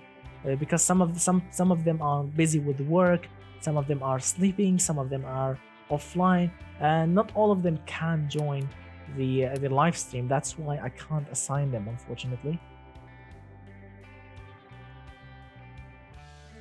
Let's see.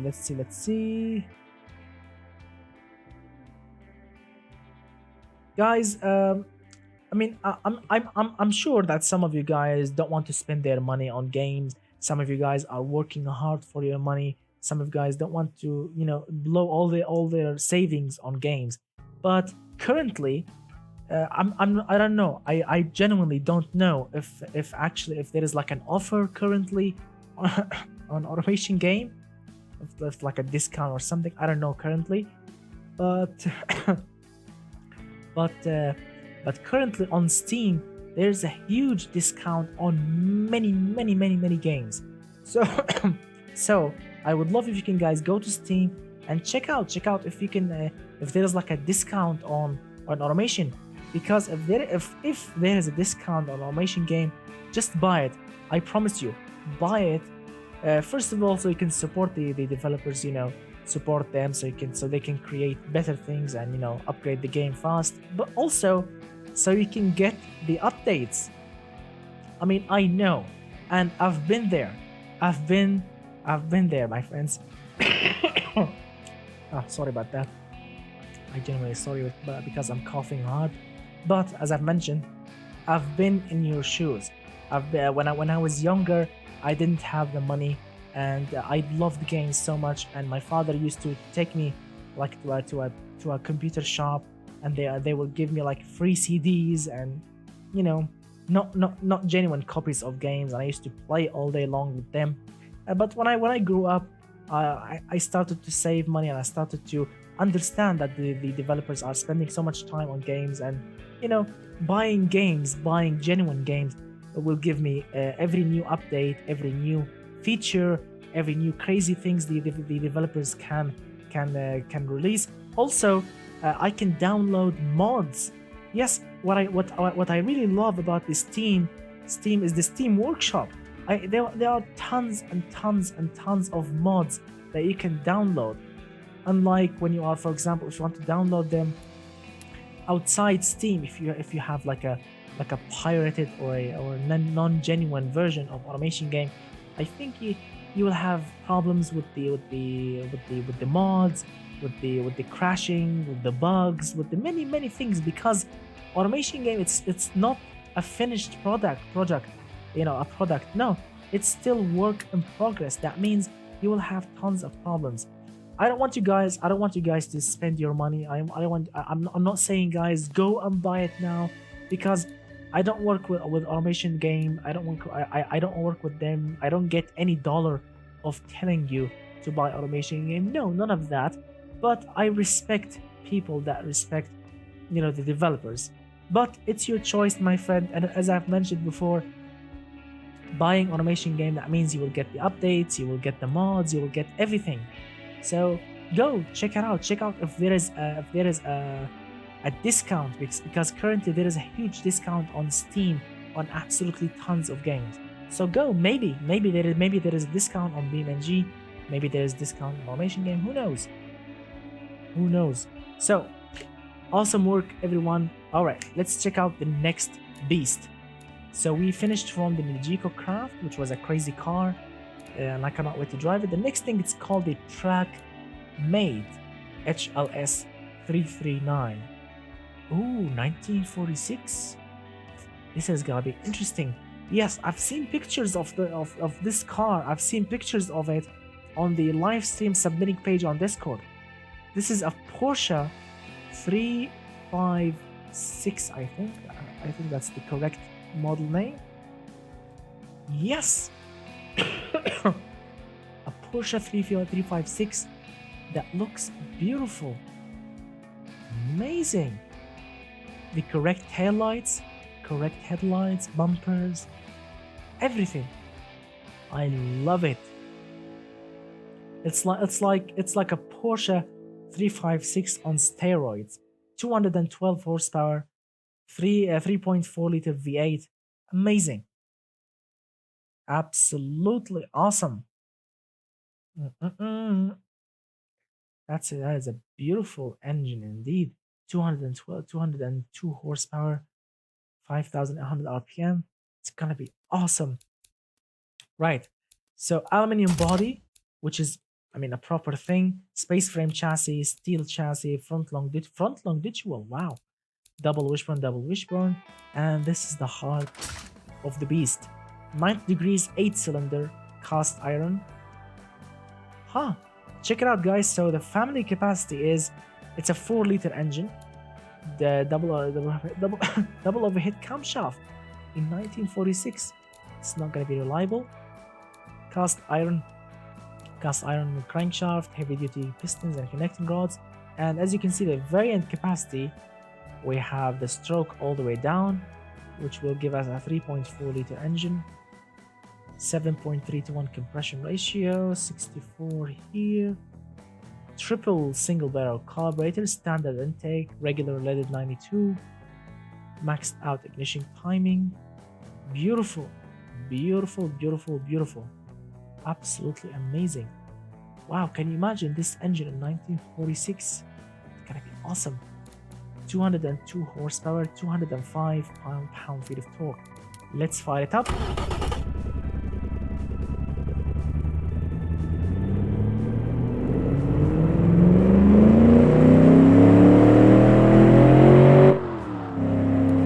Amazing.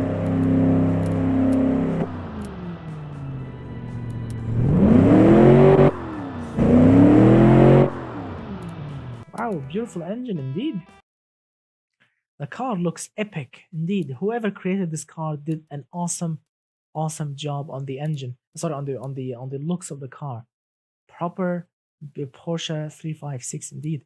Rear-wheel drive, manual, 4 on the floor. 260 is the wow, look at that. So the final drive is 3.25 to 1. That's an awesome that's like a highway final drive. 100 kilometers per hour on the first gear. Amazing. Open differential, of course. Sport compound tire. The car weighs 1,000 kilograms, 200 horsepower. It's gonna be a fun car. Unfortunately, the brakes are rubbish. I mean, 14.9% of brake fading on sportiness. Now, this is gonna be a problem in BeamNG. I mean, look at that. The brake type, the pad type is on 32, which is not really appropriate. Let's see. 4 seats, handmade, luxurious AM radio, advanced 40s. Everything is beautiful. The car. Oh my God! Can you imagine? Oh my goodness! Can you imagine in 1946 paying $56,000 for a car? I mean, you can buy, I think, a castle in 1946 with $56,000. Who would buy this car? Absolutely expensive. Let's see. Mr. Charles Anderson says 50% discount I saw on this game. Nice. See you guys. It's getting late over here in Sweden. It's like 23. It's like an 11 p.m. here. So farewell, everyone. Thank you so much, Mr. Charlie, for joining. Thank you so much, my friend. 56,000 in modern money. 56,000 in modern money. It's beautiful. It's normal. It's a normal price. But the production year, as you can see all the way over there, all the way on the top, 1946. Can you imagine this in 1946? Goodness. I mean, who would buy it? Check it out, guys. In the sport category, 27% only of people can afford it. Muscle premium, 78%. GT category, 77.9%. GT premium, I mean, this is very wealthy people will buy it. 90% only can afford it.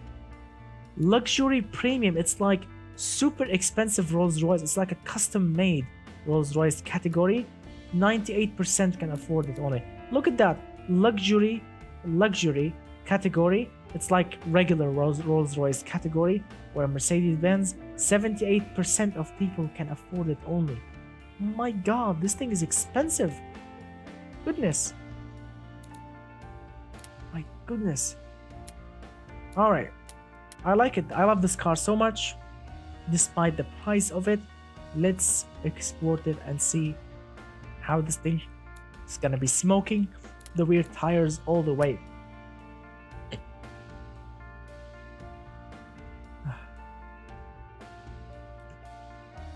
Automation is automatically converted to modern money.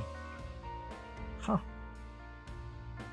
So if I change the model year, the money will stay the same? I don't think so. I think it's gonna get expensive or cheaper. I don't know. But it will definitely change if I change the production year. Anyway, I love the car so much. Let's move on with the last car. All right, guys. Now this is a very special car, the Volga. Sorry about that. Because this Volga thing was created by Mr. OME. I'm not kidding. Mr. OME, who gave us many breathtaking cars, many crazy cars, great looking cars. Mr. OME created a modern version, as he told me, a modern version of the Volga, which is I think a Russian car. So let's see. Oh my God, a modern version of the Volga, 800 horsepower twin turbo V12. Goodness, he actually went mad with the engine. Can you imagine a Volga with 800 horsepower V12? Sorry about that. Give me a moment, please. I'll take my medicine. Give me a moment.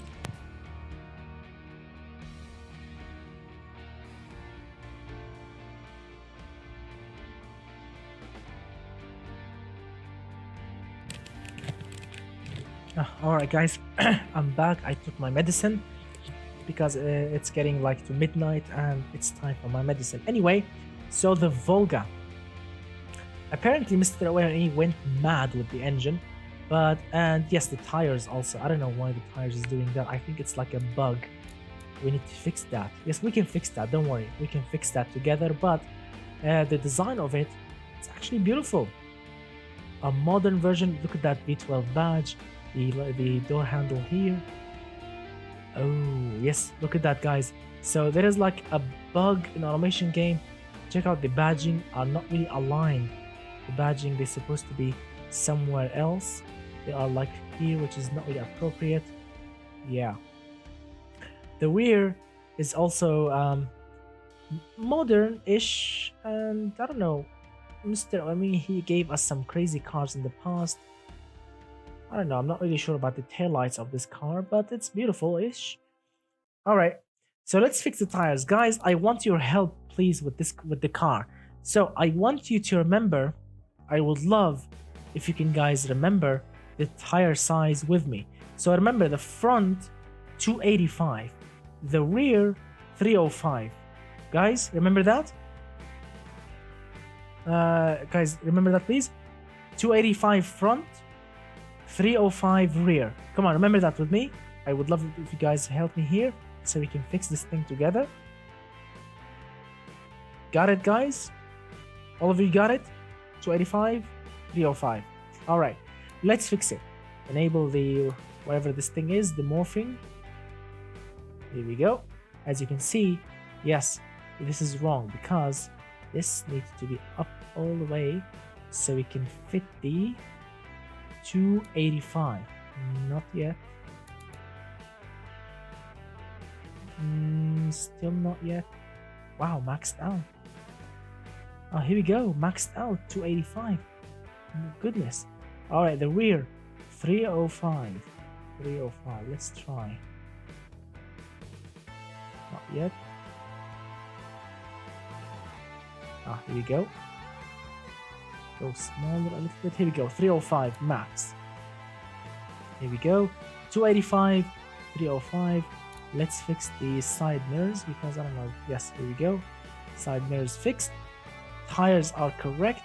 Let's fix this. Yep, here we go. Here we go. Everything is fixed. No red arrows on the car. Perfect. Tires are fixed. Everything is fixed. All right. So as you can see, it looks special and crazy in its own special way. I mean, super wide tires, super front wide tires also, and very modern looks, as you can see, for a very classic and very popular car in Russia, which is the Volga. I mean, I've never seen the Volga in real life.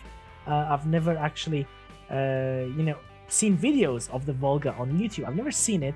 But apparently he sent me a picture. I've seen how that thing looked, and I think he got inspired of it to create something modern. So all-wheel drive, advanced automatic 9-speed, super fast as you can see, and long gearing to make the car more comfortable on the highways. Vicious limited slip differential. But first, let's check out the engine. Let's check out this crazy engine. So it's a 60 degrees. 12-cylinder magnesium block, nice bore and stroke, single overhead camshaft, VVL, forged internals, +4 quality, 10.3 to 1, nice gap here. I mean, it's big, but it's not bad. VVT, +5 quality. Check out the turbocharger. It's look at that. So turbo kicks in at 2,791. So it's not really what you call, efficient. You can go much more efficient than this, but it's not bad. Super 91. Engine runs clean. All right, let's fire it up, guys. Let's fire it up. Wow, crazy looking engine indeed. Here we go.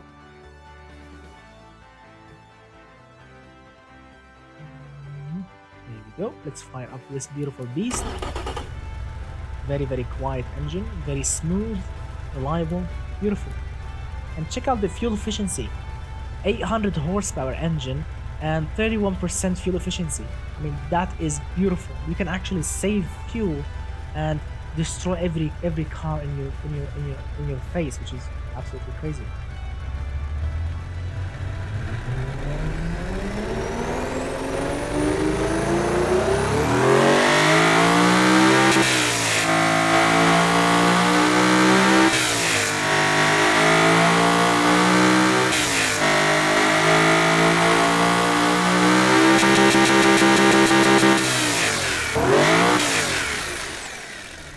What a beast indeed. Wow, what an engine. So, as I mentioned, all-wheel drive, advanced automatic, 9-speed gearbox. You know, it's a proper, comfortable car. You know, sport, comfortable. It's beautiful. Radial, sport compound, carbon fiber, 20-inch. We fixed the tires, carbon ceramic discs, brakes. Beautiful, also beautiful. We have some sort of active cooling flaps, under tray, 4 seats, handmade interior, luxurious HUD system. So it's a proper classic and also super modern, luxurious and comfortable, sporty car indeed. I mean, this thing is doing everything. I mean, check it out, guys. This thing weighs 2.6 tons. So it's a heavy car. It's a proper heavy car indeed. Goes from 0 to 100 in 4.2 seconds. That is actually super quick.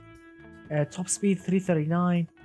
This thing can corner very nicely, as you can see. Produce nice amount of G. 12 second is the quarter mile. Wow, that is actually very awesome numbers. Check it out, guys.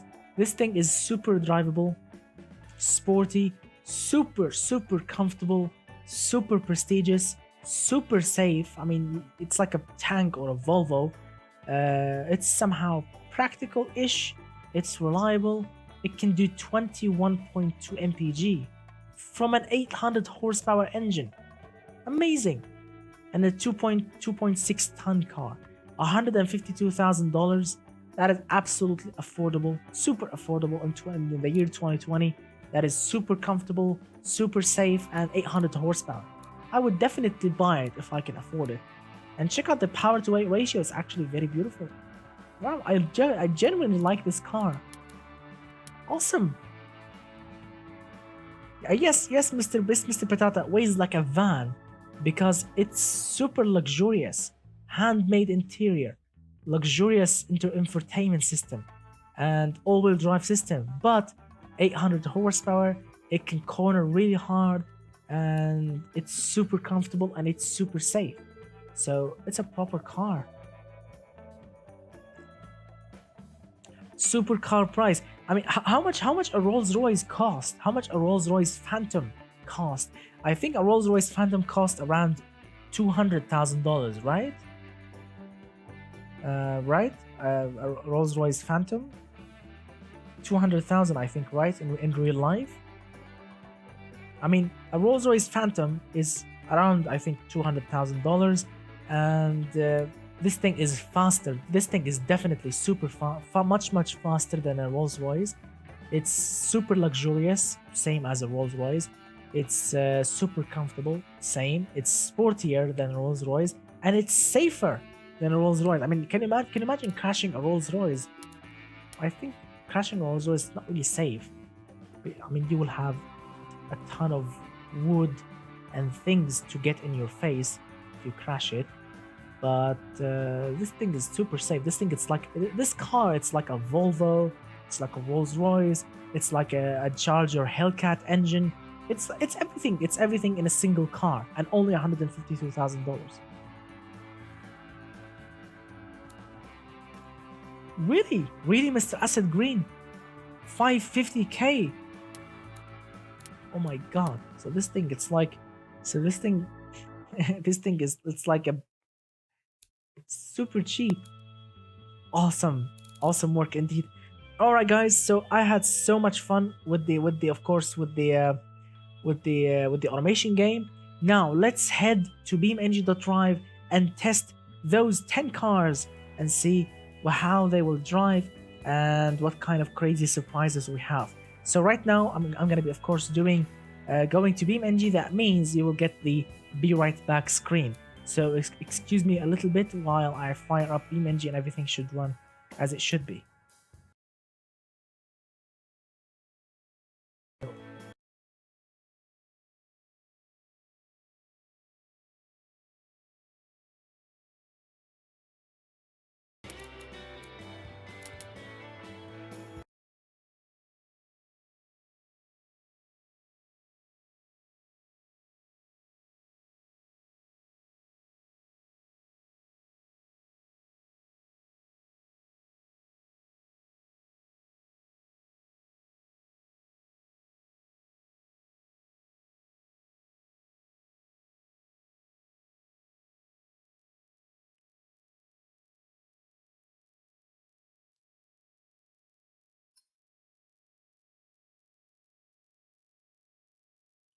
All right, here we go. I think we are firing up BeamNG. Everything should be running as it should be. Yep. Give me a moment.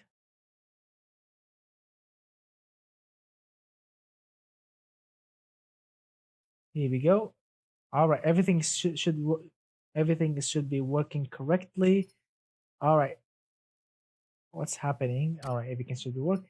Let's see, freedom. Let's have some fun here. So, which track should I use? Let's go to the West Coast. I would love to drive on this beautiful racetrack here. I love this one, so let's go and test on it instead of automation game. All right, everything is right.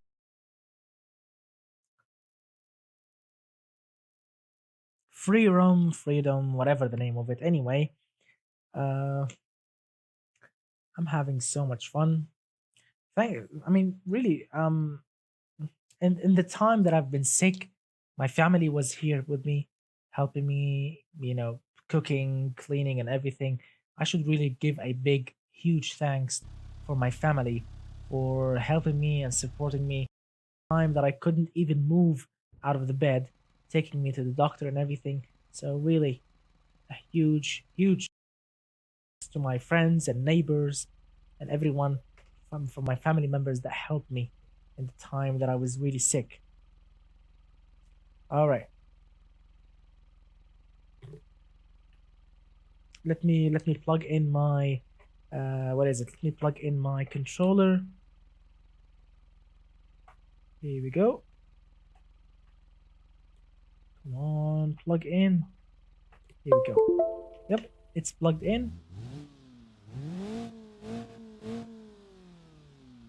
Let's see, is it working or is it not working?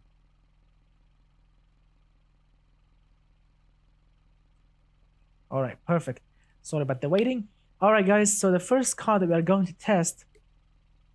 Let's see. The first car that we are going to test is the magical futuristic Cadillac, the Apollo Mirage.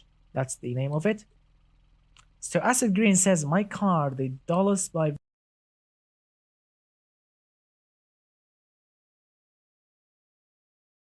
one brake horsepower kilogram. I've driven in BeamNG and it's a bit understeery, but good giving the power. Alright. Alright, so the first beast that we have here is the Cadillac, the futuristic Cadillac. This thing, as I quite remember, this thing had a V16 engine under the hood, and yeah, as you can see, it looks super futuristic. Let's yep, as you can see, looks super futuristic, and I don't know. Some of you said it's a little bit weird.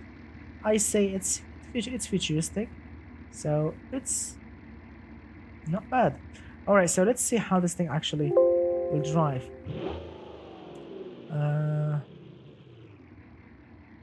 Yeah, let me. There is a little problem with the resolution on my game, so let me apply the full screen resolution. Right now it's running on 4K, which my GPU is screaming, telling me, "Are you crazy? Do you want to kill me?" That's how my GPU is responding right now. So let's drop it to 1080. Here we go. Yeah, here we go. 1080 correctly. All right. Three. There you go. Three. Let's put it on before three, two, one. Let me remove this AI here. Here we go. There you go. Three, two, one. Oh, it's automatic. So acceleration. It's beautiful. Wow, acceleration is actually very, very nice. Feels super stable. Wow. It's actually super stable.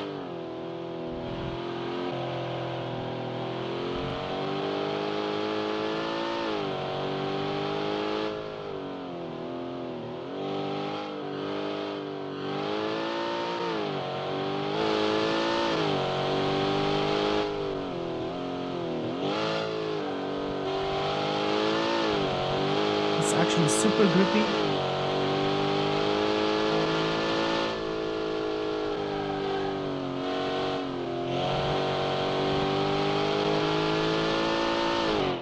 This thing is super grippy, super actually comfortable.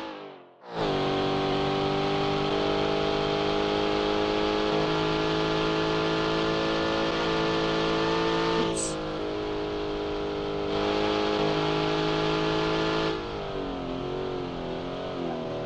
The brakes are not really all responsive.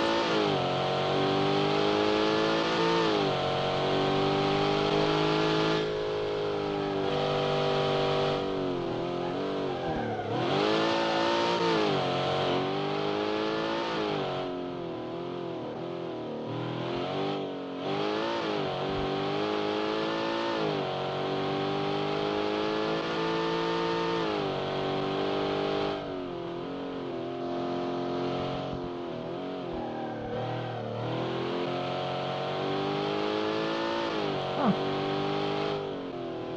So it's not bad. It's not bad at all, guys. This futuristic Cadillac is actually this thing actually drives very, very, very nice. It's super stable. It's super grippy, and it's not dangerous at all. You can just, even if you put it in sport mode or regular mode, this thing is just grips and drives nicely. The engine feels super smooth. The car feels super. I mean, the car feels heavy, yes, but it handles very nicely. Very nice work indeed. Wow. What a car indeed. What a beautiful car indeed to drive. I mean, it feels like a Cadillac to be completely a modern Cadillac, but yeah, it's a beautiful. All right, let's move on to the next beast. The next one, oh, it's the Dallas by VC Lab. According to the creator of it, it's a little bit understeery, so I need to be careful with it. Now, as I quite remember, this thing has like a, I don't know, 1000, I don't know, 800 or something horsepower. Yeah, 1800 horsepower. So it's gonna be really, really crazy to drive. As you can see, looks uh, looks beautiful. As you can see, everything is working. Indicators, everything is working on the car, so it's not bad. But it's super laggy, so God knows what's gonna happen. So three, two, one.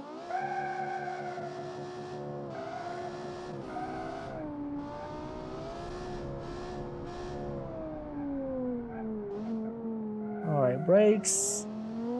I'm not really a fan of the brakes, but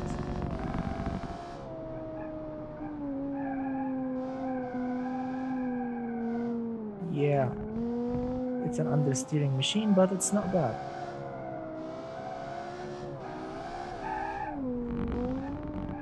Oh my god, the brakes! Oh my god, the brakes! No brakes!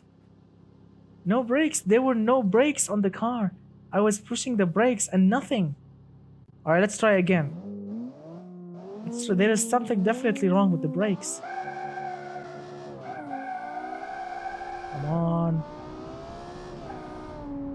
Look at that. There's brake here.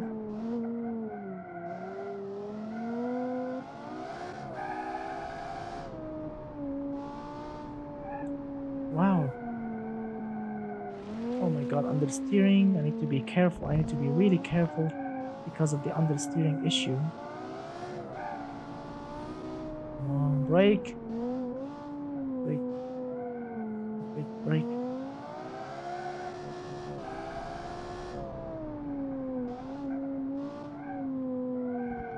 Oh my god, the brakes, brakes, and this thing is understeering.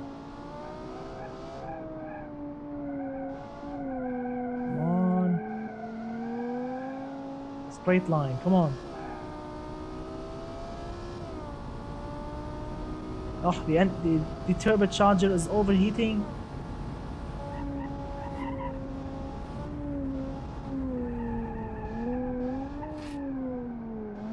Oh my god, the brakes are fading.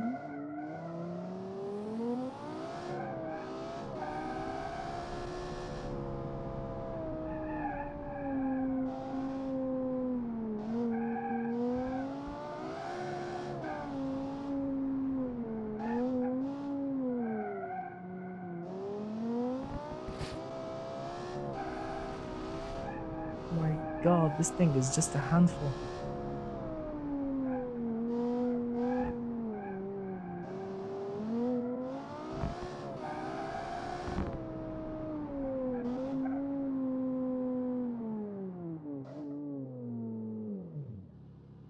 What a crazy car indeed.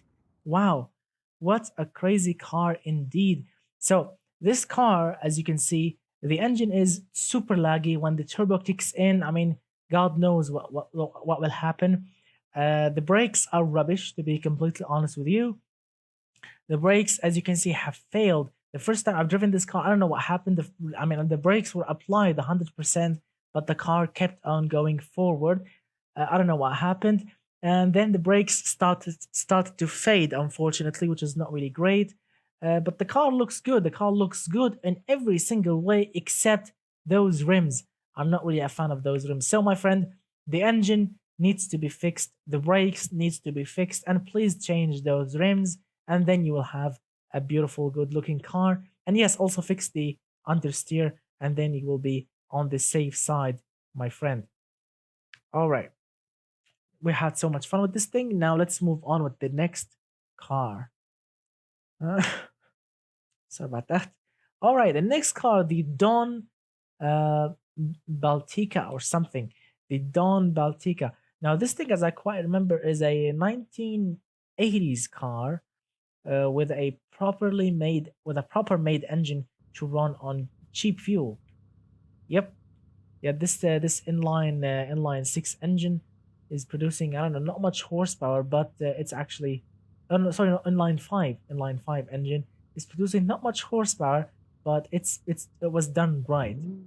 Yep, and it can do burnout. Look at that. It's doing burnouts, which is absolutely crazy. Here you go. 3, 2, 1.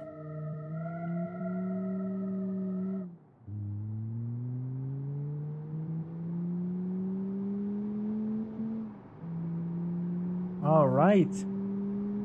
Not a bad acceleration.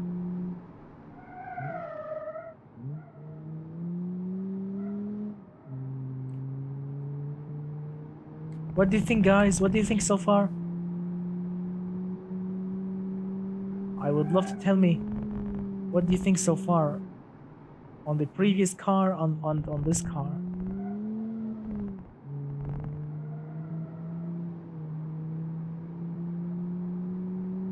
What do you think, guys?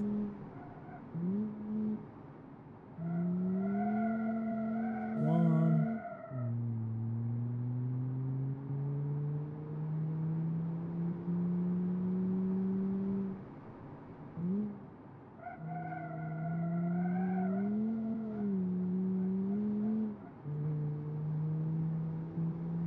Yeah, it's a regular car, but the engine was actually done right. The engine is actually running on very, very, very cheap fuel. The engine is actually running on very, very, very cheap fuel, and it's doing right actually. I think it's 113 pound-feet of torque, 100. I think 89 horsepower. but it's not bad. It goes nicely actually. Everyone is sleeping. Yeah. All right. So this car is pretty much slow, but this thing actually can do burnouts. So let's do like a couple of donuts. Come on. Come on, do a donut. Come on. So, yes, it may be slow, but at least you can do half a donut, or you can actually do a burnout. Yeah. So this thing is good actually to spin the rear tires.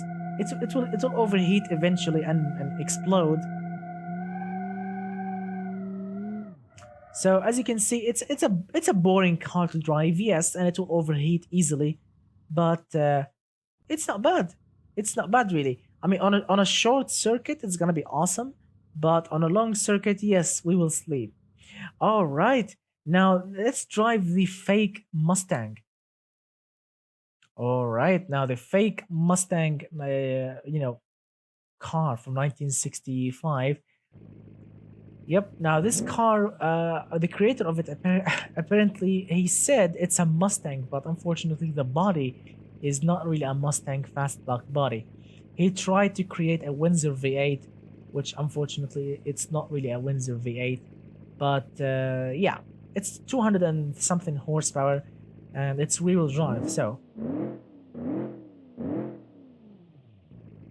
yeah, and a wang rear wang. So let's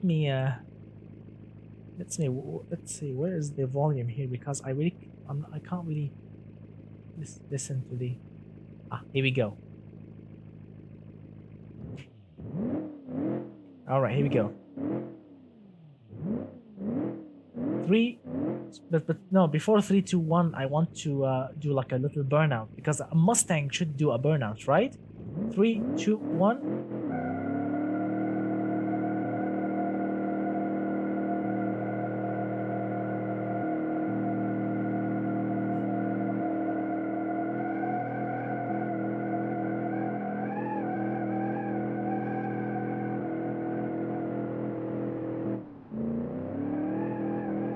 Yeah, power.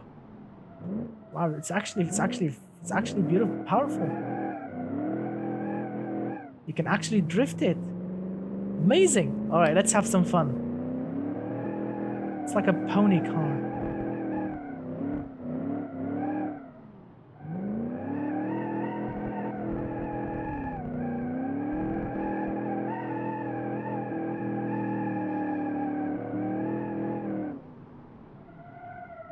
Look at that. Second gear.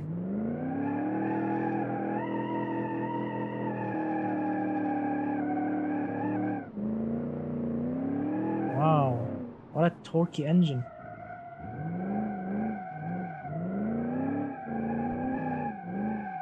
Oops.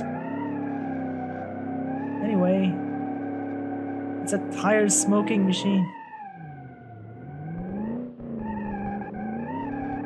Come on. Oh my god. It doesn't want to go. Alright. Alright, let's be smart and drive it as it should be. Alright, let's be smart and drive it as it should be. Come on, stop spinning the tires. No, it doesn't want to stop. Alright, come on. Straight line performance, come on, straight line.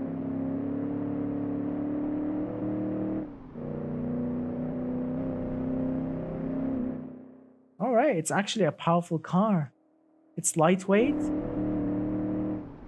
with a powerful, massive V8. Amazing. Alright, testing the brake performance. 3, 2, 1. Not bad. Not bad. Alright. What's happening? Whoa. What a crazy little car.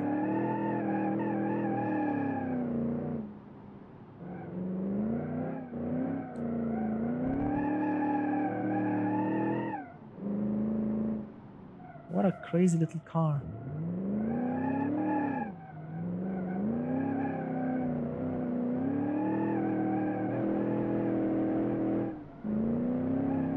Oh my god, third gear and it's still spinning.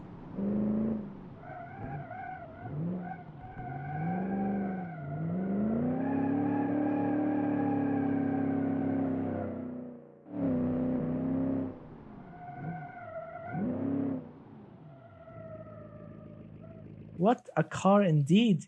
Wow. This thing is just a tire smoking beast. Wow. I mean, first gear, second gear, third gear, and this thing just keep spinning, spinning, spinning, smoking the rear tires, which is absolutely crazy.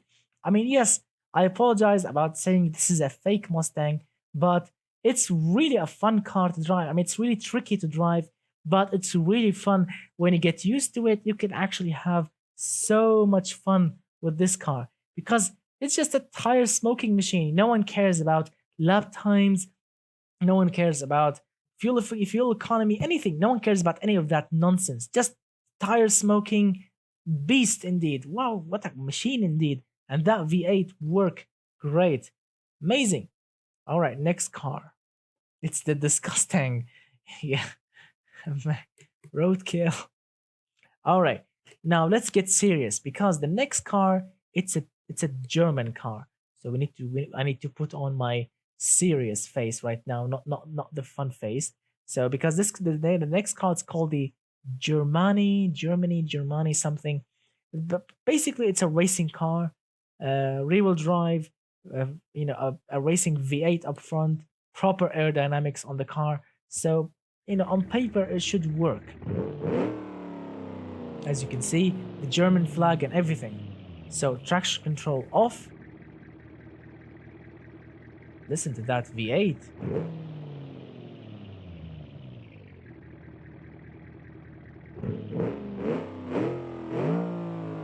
All right. 3, 2, 1, and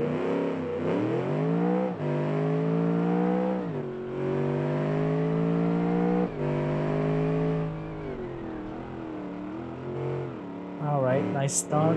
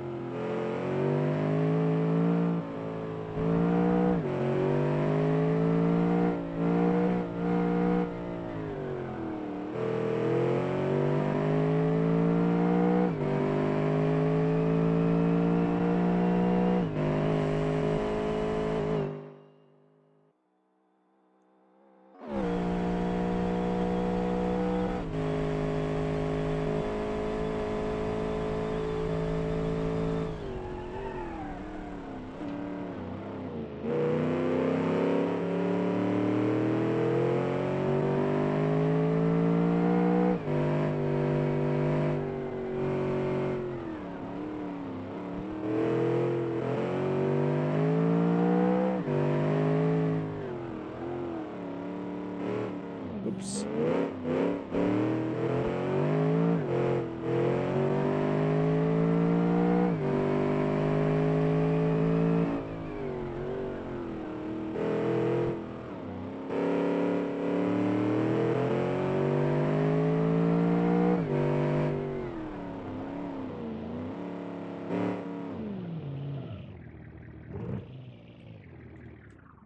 Wow, it's a proper racing car.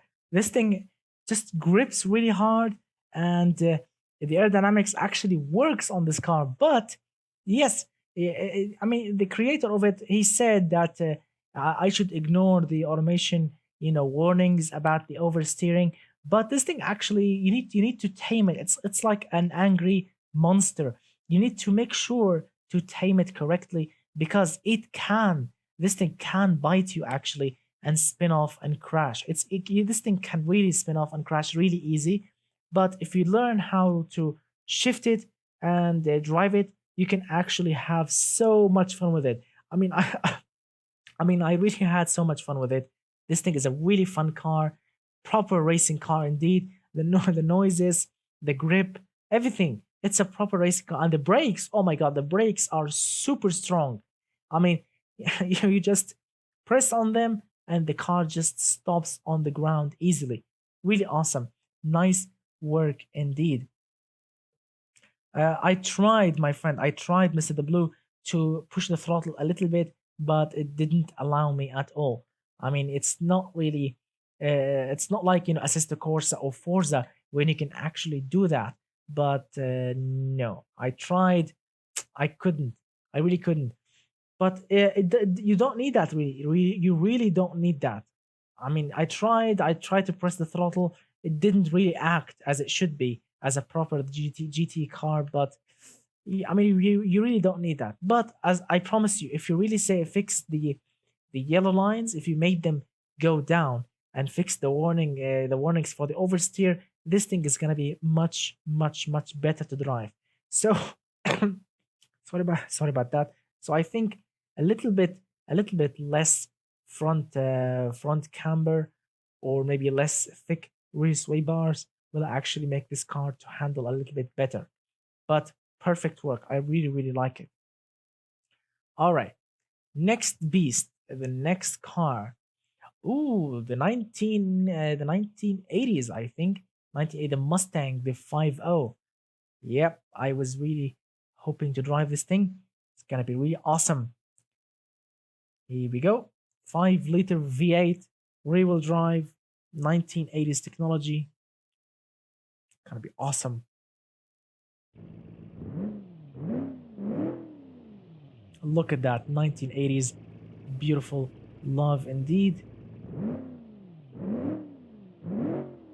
5-liter V8, rear-wheel drive, manual gearbox. It's gonna be awesome. Here we go.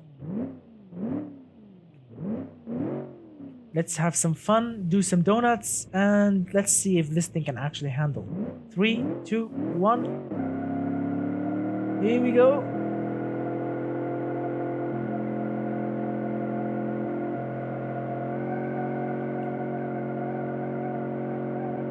Come on.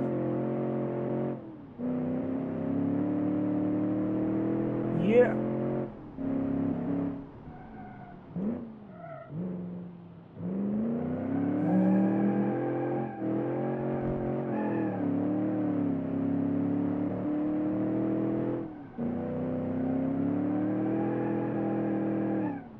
Wow, this thing actually can handle. And of course you can make the tail go out. Amazing. Come on. Yeah.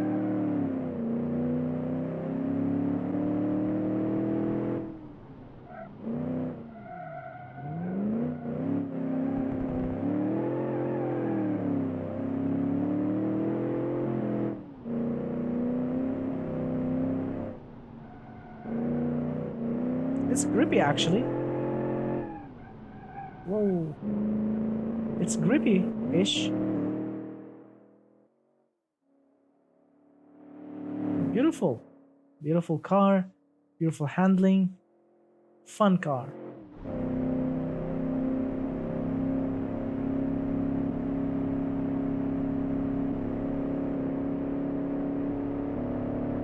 Come on, brake test. Not bad.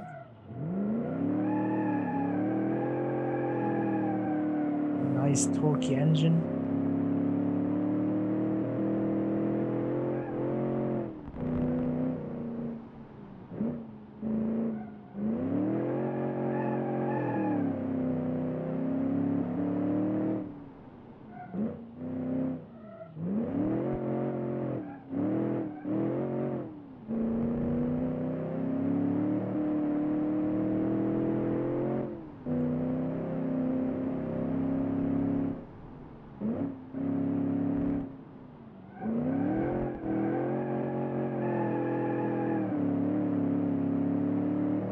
Awesome. And stop. No brakes.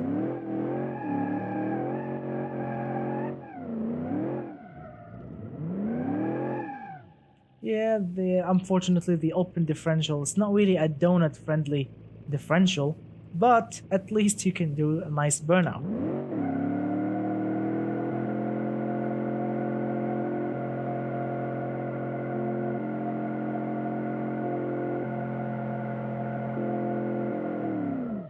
All right, let's stop before we blow up the engine. But it's a nice car indeed. Nice work indeed. I love it. Yeah, the donut, it's not really a good. This is the differential. It's not really a donut friendly, unfortunately. An open differential is rubbish, but doing burnouts is really fun. Awesome, awesome work, Mr. Amir. Nice work indeed. All right. Uh, let's see. Yes, the Dawn actually. That this beautiful 88 horsepower. Where is it? The Dawn actually makes nice burnouts. Also, the the not real Ford Mustang. Also, this thing does a nice burnouts. Also, so one, two, three nice burnouts doing machines. All right. The next car is a front-wheel drive car. It's called the Kazakova C600 Red Edition. All right, it's gonna be interesting. It's gonna be interesting to drive. Nice work. I love the Fox body. It's really powerful. The engine is really nice, and the Dawn also. All right, as you have heard, the engine sounds really loud because it's an inline six engine, which is really loud. The creator of it, I don't know why he made it really loud, but he made it really loud. As you can see, we have some sort of locking differential mechanism because he used an automatic, I don't know, locking differential or something from an off-road category. Anyway, let's see. Let's lock it. Let's lock it, just for the sake of it and see how it will perform. All right, it's a loud engine, so three, two, one.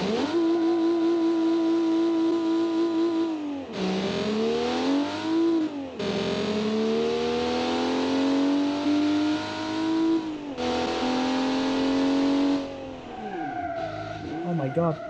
Brakes. Brakes are rubbish.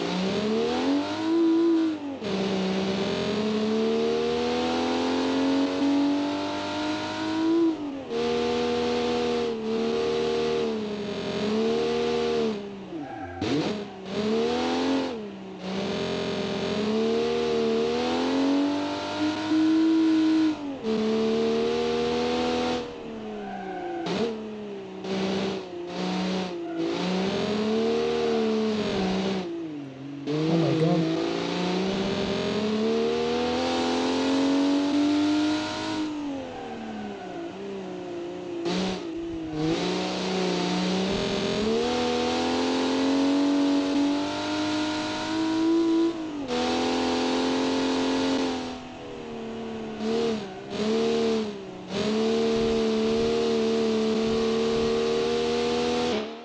Oh my god, this thing is super loud, super dangerous. Brakes are not really good.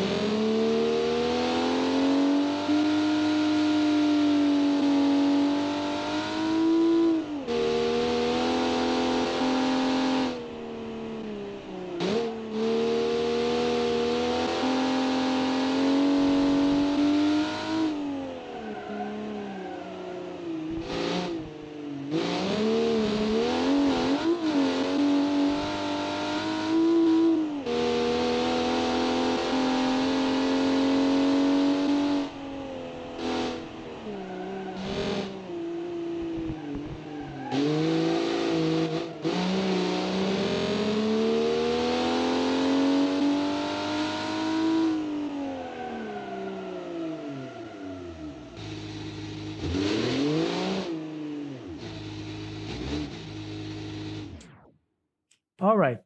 Now, the car is not bad. It's actually very it's super fast in a straight line. You know, for a 1970s car, this thing actually is a rocket ship. But a problem with it is the brake balance, the brake base or the brake balance.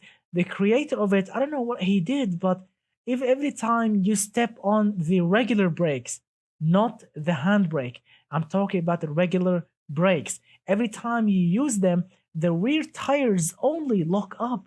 The front tires keeps on spinning, but the rear tires lock up. It's like using the handbrake to stop the car, which is not really pleasant. I mean, every time you use the brakes, it's like you want to try to impress girls, using a handbrake turn, you know, according to Mr. Clarkson, because that's how you impress girls. Anyway, it's the same. It's the so basically using Mr. Jeremy Clarkson's logic. If you want to impress girls, you drive this car because every time you want to stop, you are just doing a handbrake turn, even if you are applying the regular brakes, which is absolutely scary and absolutely fun at the same time. So I don't know what to do with this car. The creator should fix it or keep it the same to impress girls. I don't know. 1970s girls. Anyway, it's a beautiful car. It's super fast in a straight line. I mean, 1970s specs, but the brakes are really terrible, unfortunately. So really nice work, my friend. All right, the next car. All right, we have three cars left.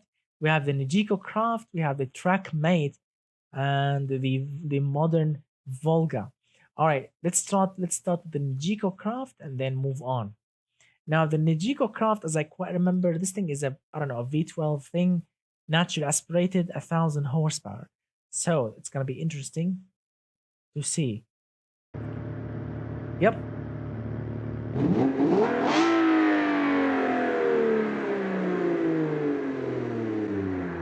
naturally aspirated, naturally aspirated, 1,000 horsepower. It's gonna be interesting. So, three, two, one.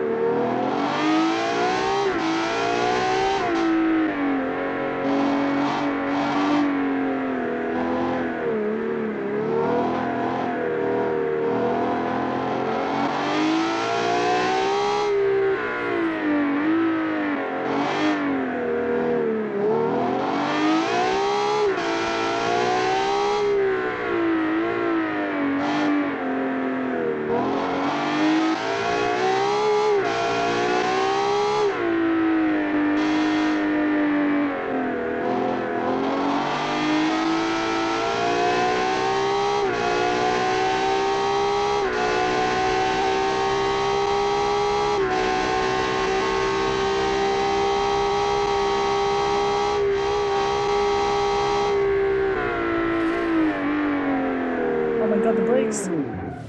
Brakes, brakes, brakes. Brakes are terrible. The brakes are terrible on this car. Oh, oops.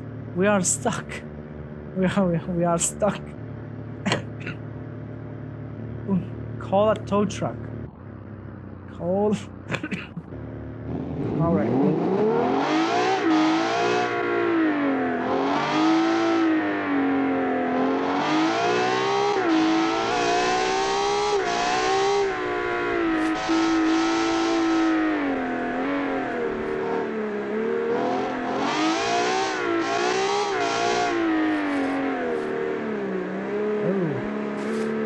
Oh, yes, I understand now. Oh, I understand now. Look, check it out, guys. We actually.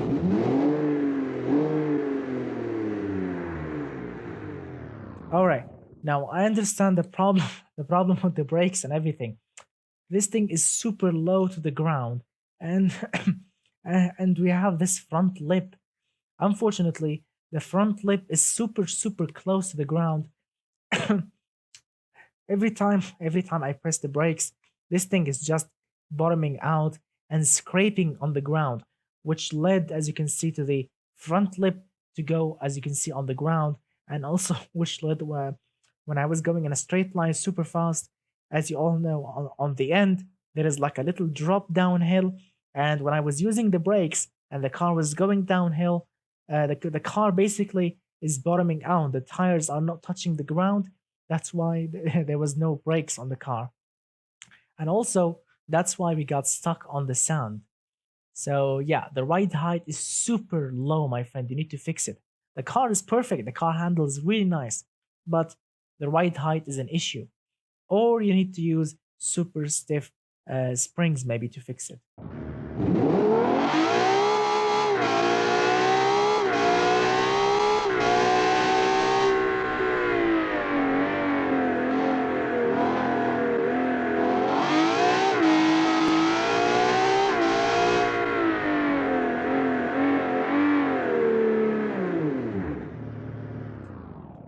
Yes, as I've mentioned, the car is the car is super low to the ground. I mean, check out the front lip. It's super close to the ground. And when I'm using the brakes, it's just scraping on the ground, unfortunately, and getting damaged and destroyed. But everything else, the aerodynamics, the car, the handling, everything is super nice. I really like this car. What do you think about it, guys? Do you like it? Do you hate it? What do you think about it? I would love to know your thoughts. Your thoughts, please. Sorry about that. All right, let's move on with the next thing. Right. The next car, it's called the Trackmate HLS 339, which is like a Porsche 356 with a V8 basically in it. So it's gonna be interesting. What do you think, guys? I would love to know your thoughts, please, about that orange beast and about the car that you will be seeing right now. Check it out, guys. So this is a beautiful looking, awesome classic car. Looks super close to the Porsche 356, as you can see, which looks absolutely beautiful. Tail lights, the indicator, everything is looking super close to it, which is absolutely crazy. I love the looks of it, especially the real one in real life. I love it. I've seen one in real life, and it looks super beautiful and super small in real life, unlike pictures on the internet. In real life, the 356 Porsche is really small. Alright, let's see if this beautiful 1946 car can actually do a burnout. I'm not really sure, maybe we can't do a burnout, but let's see. 3, 2, 1.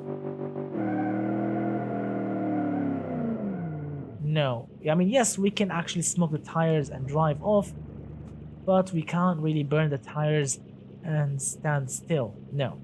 Alright, let's have fun. 3, 2, 1.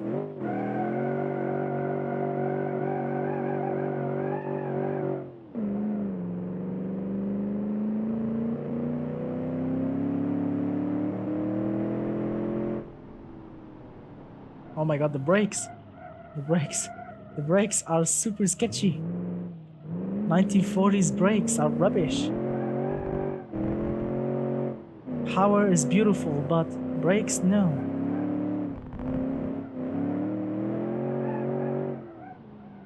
And suspension is rubbish too. I mean, 1940s technology. The engine is really powerful. Oh my god, look at the brakes. Brakes are super sketchy.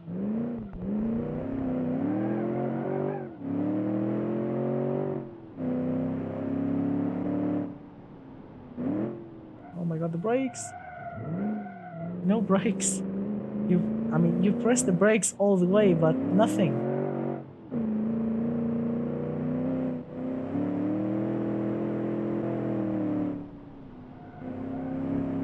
Straight line performance, here we go.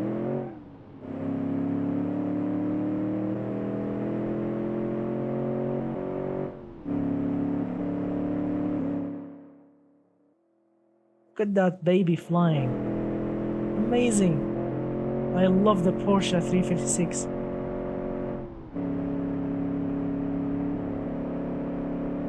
Best, I need to brake early. Oh my god, no brakes.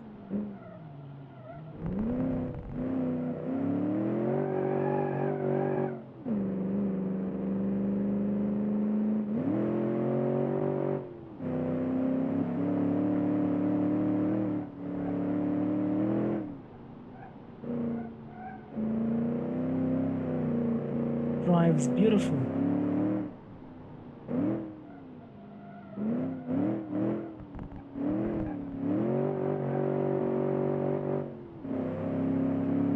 Amazing.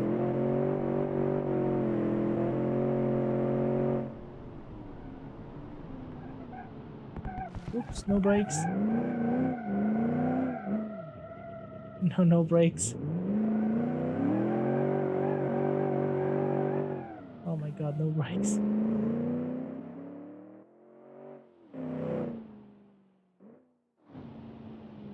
Stop!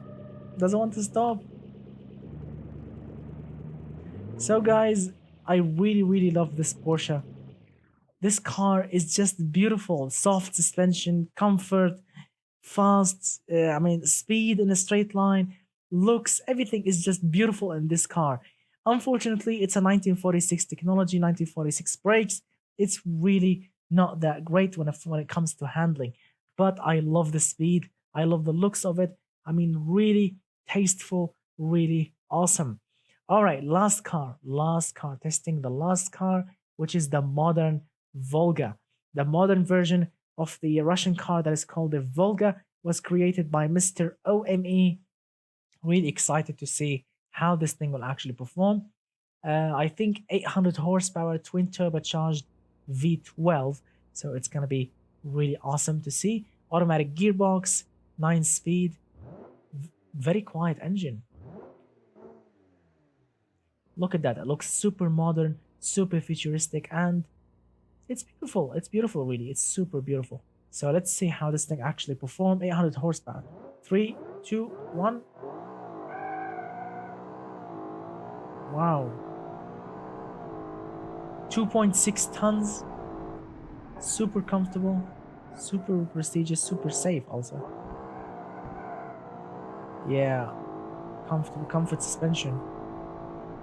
It's not really a good suspension.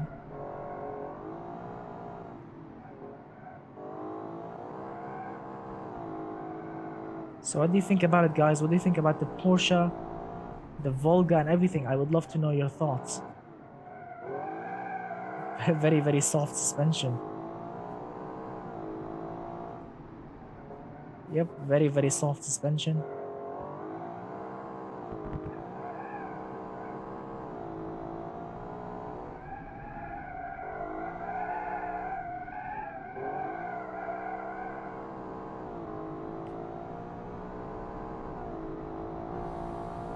Check out this Volga flying.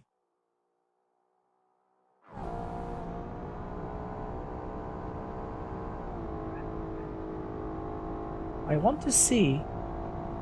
Alright, I'm gonna stop it right here because I want to slow the time down. I want to see how the brakes will actually affect it because this thing has a very soft suspension. So let's try and brake right now. Here we go. Using the brakes. Check out the front suspension. Oh my god, it's digging down. Oh my god, check it out. It's scraping the ground. It's scraping really hard. That's why the previous car, that super fast thing with a 1,000 horsepower, scraped through the ground really hard because it was super low. I mean, check it out. The brakes are getting super hot. We are still going super fast. Wow, the brakes are not really great on this car, unfortunately. Yep, the brakes are definitely fading and we are still doing 150. Yep, the brakes are definitely not good on this car, unfortunately. Yeah, as you can see, we are definitely off the track. Brakes, unfortunately, because this car is super heavy, 2.6 tons. Yeah, I really hope we'll stop, not hit the wall. Come on, stop! Don't hit the wall. Yes, we will definitely hit the wall. The brakes are not really great on this car, unfortunately. Yep, brakes are definitely not good on this car. No, car is super heavy.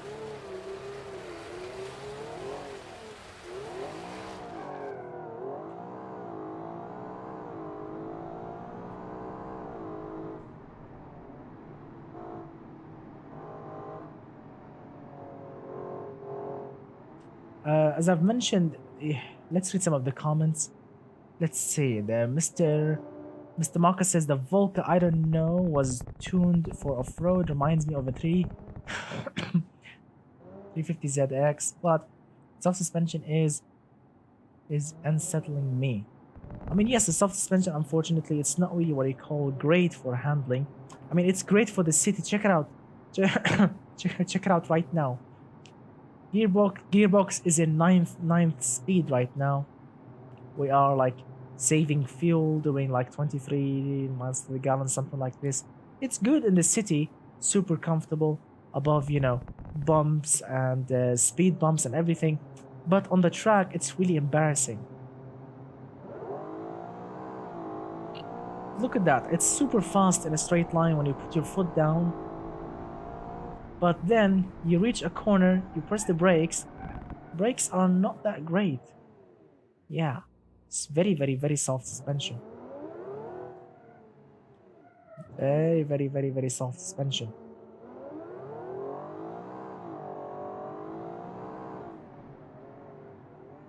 Very, very, very soft suspension.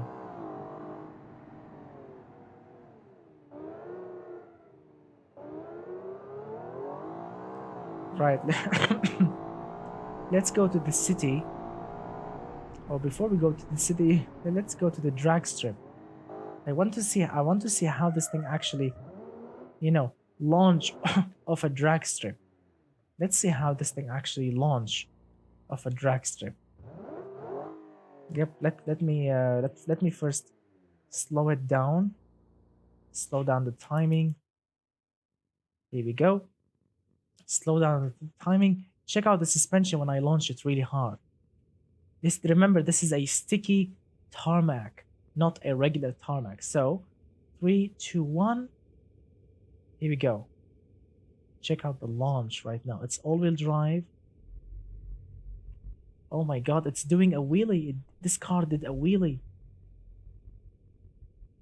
Can you imagine the shock the gearbox went through to launch this thing super hard in a straight line?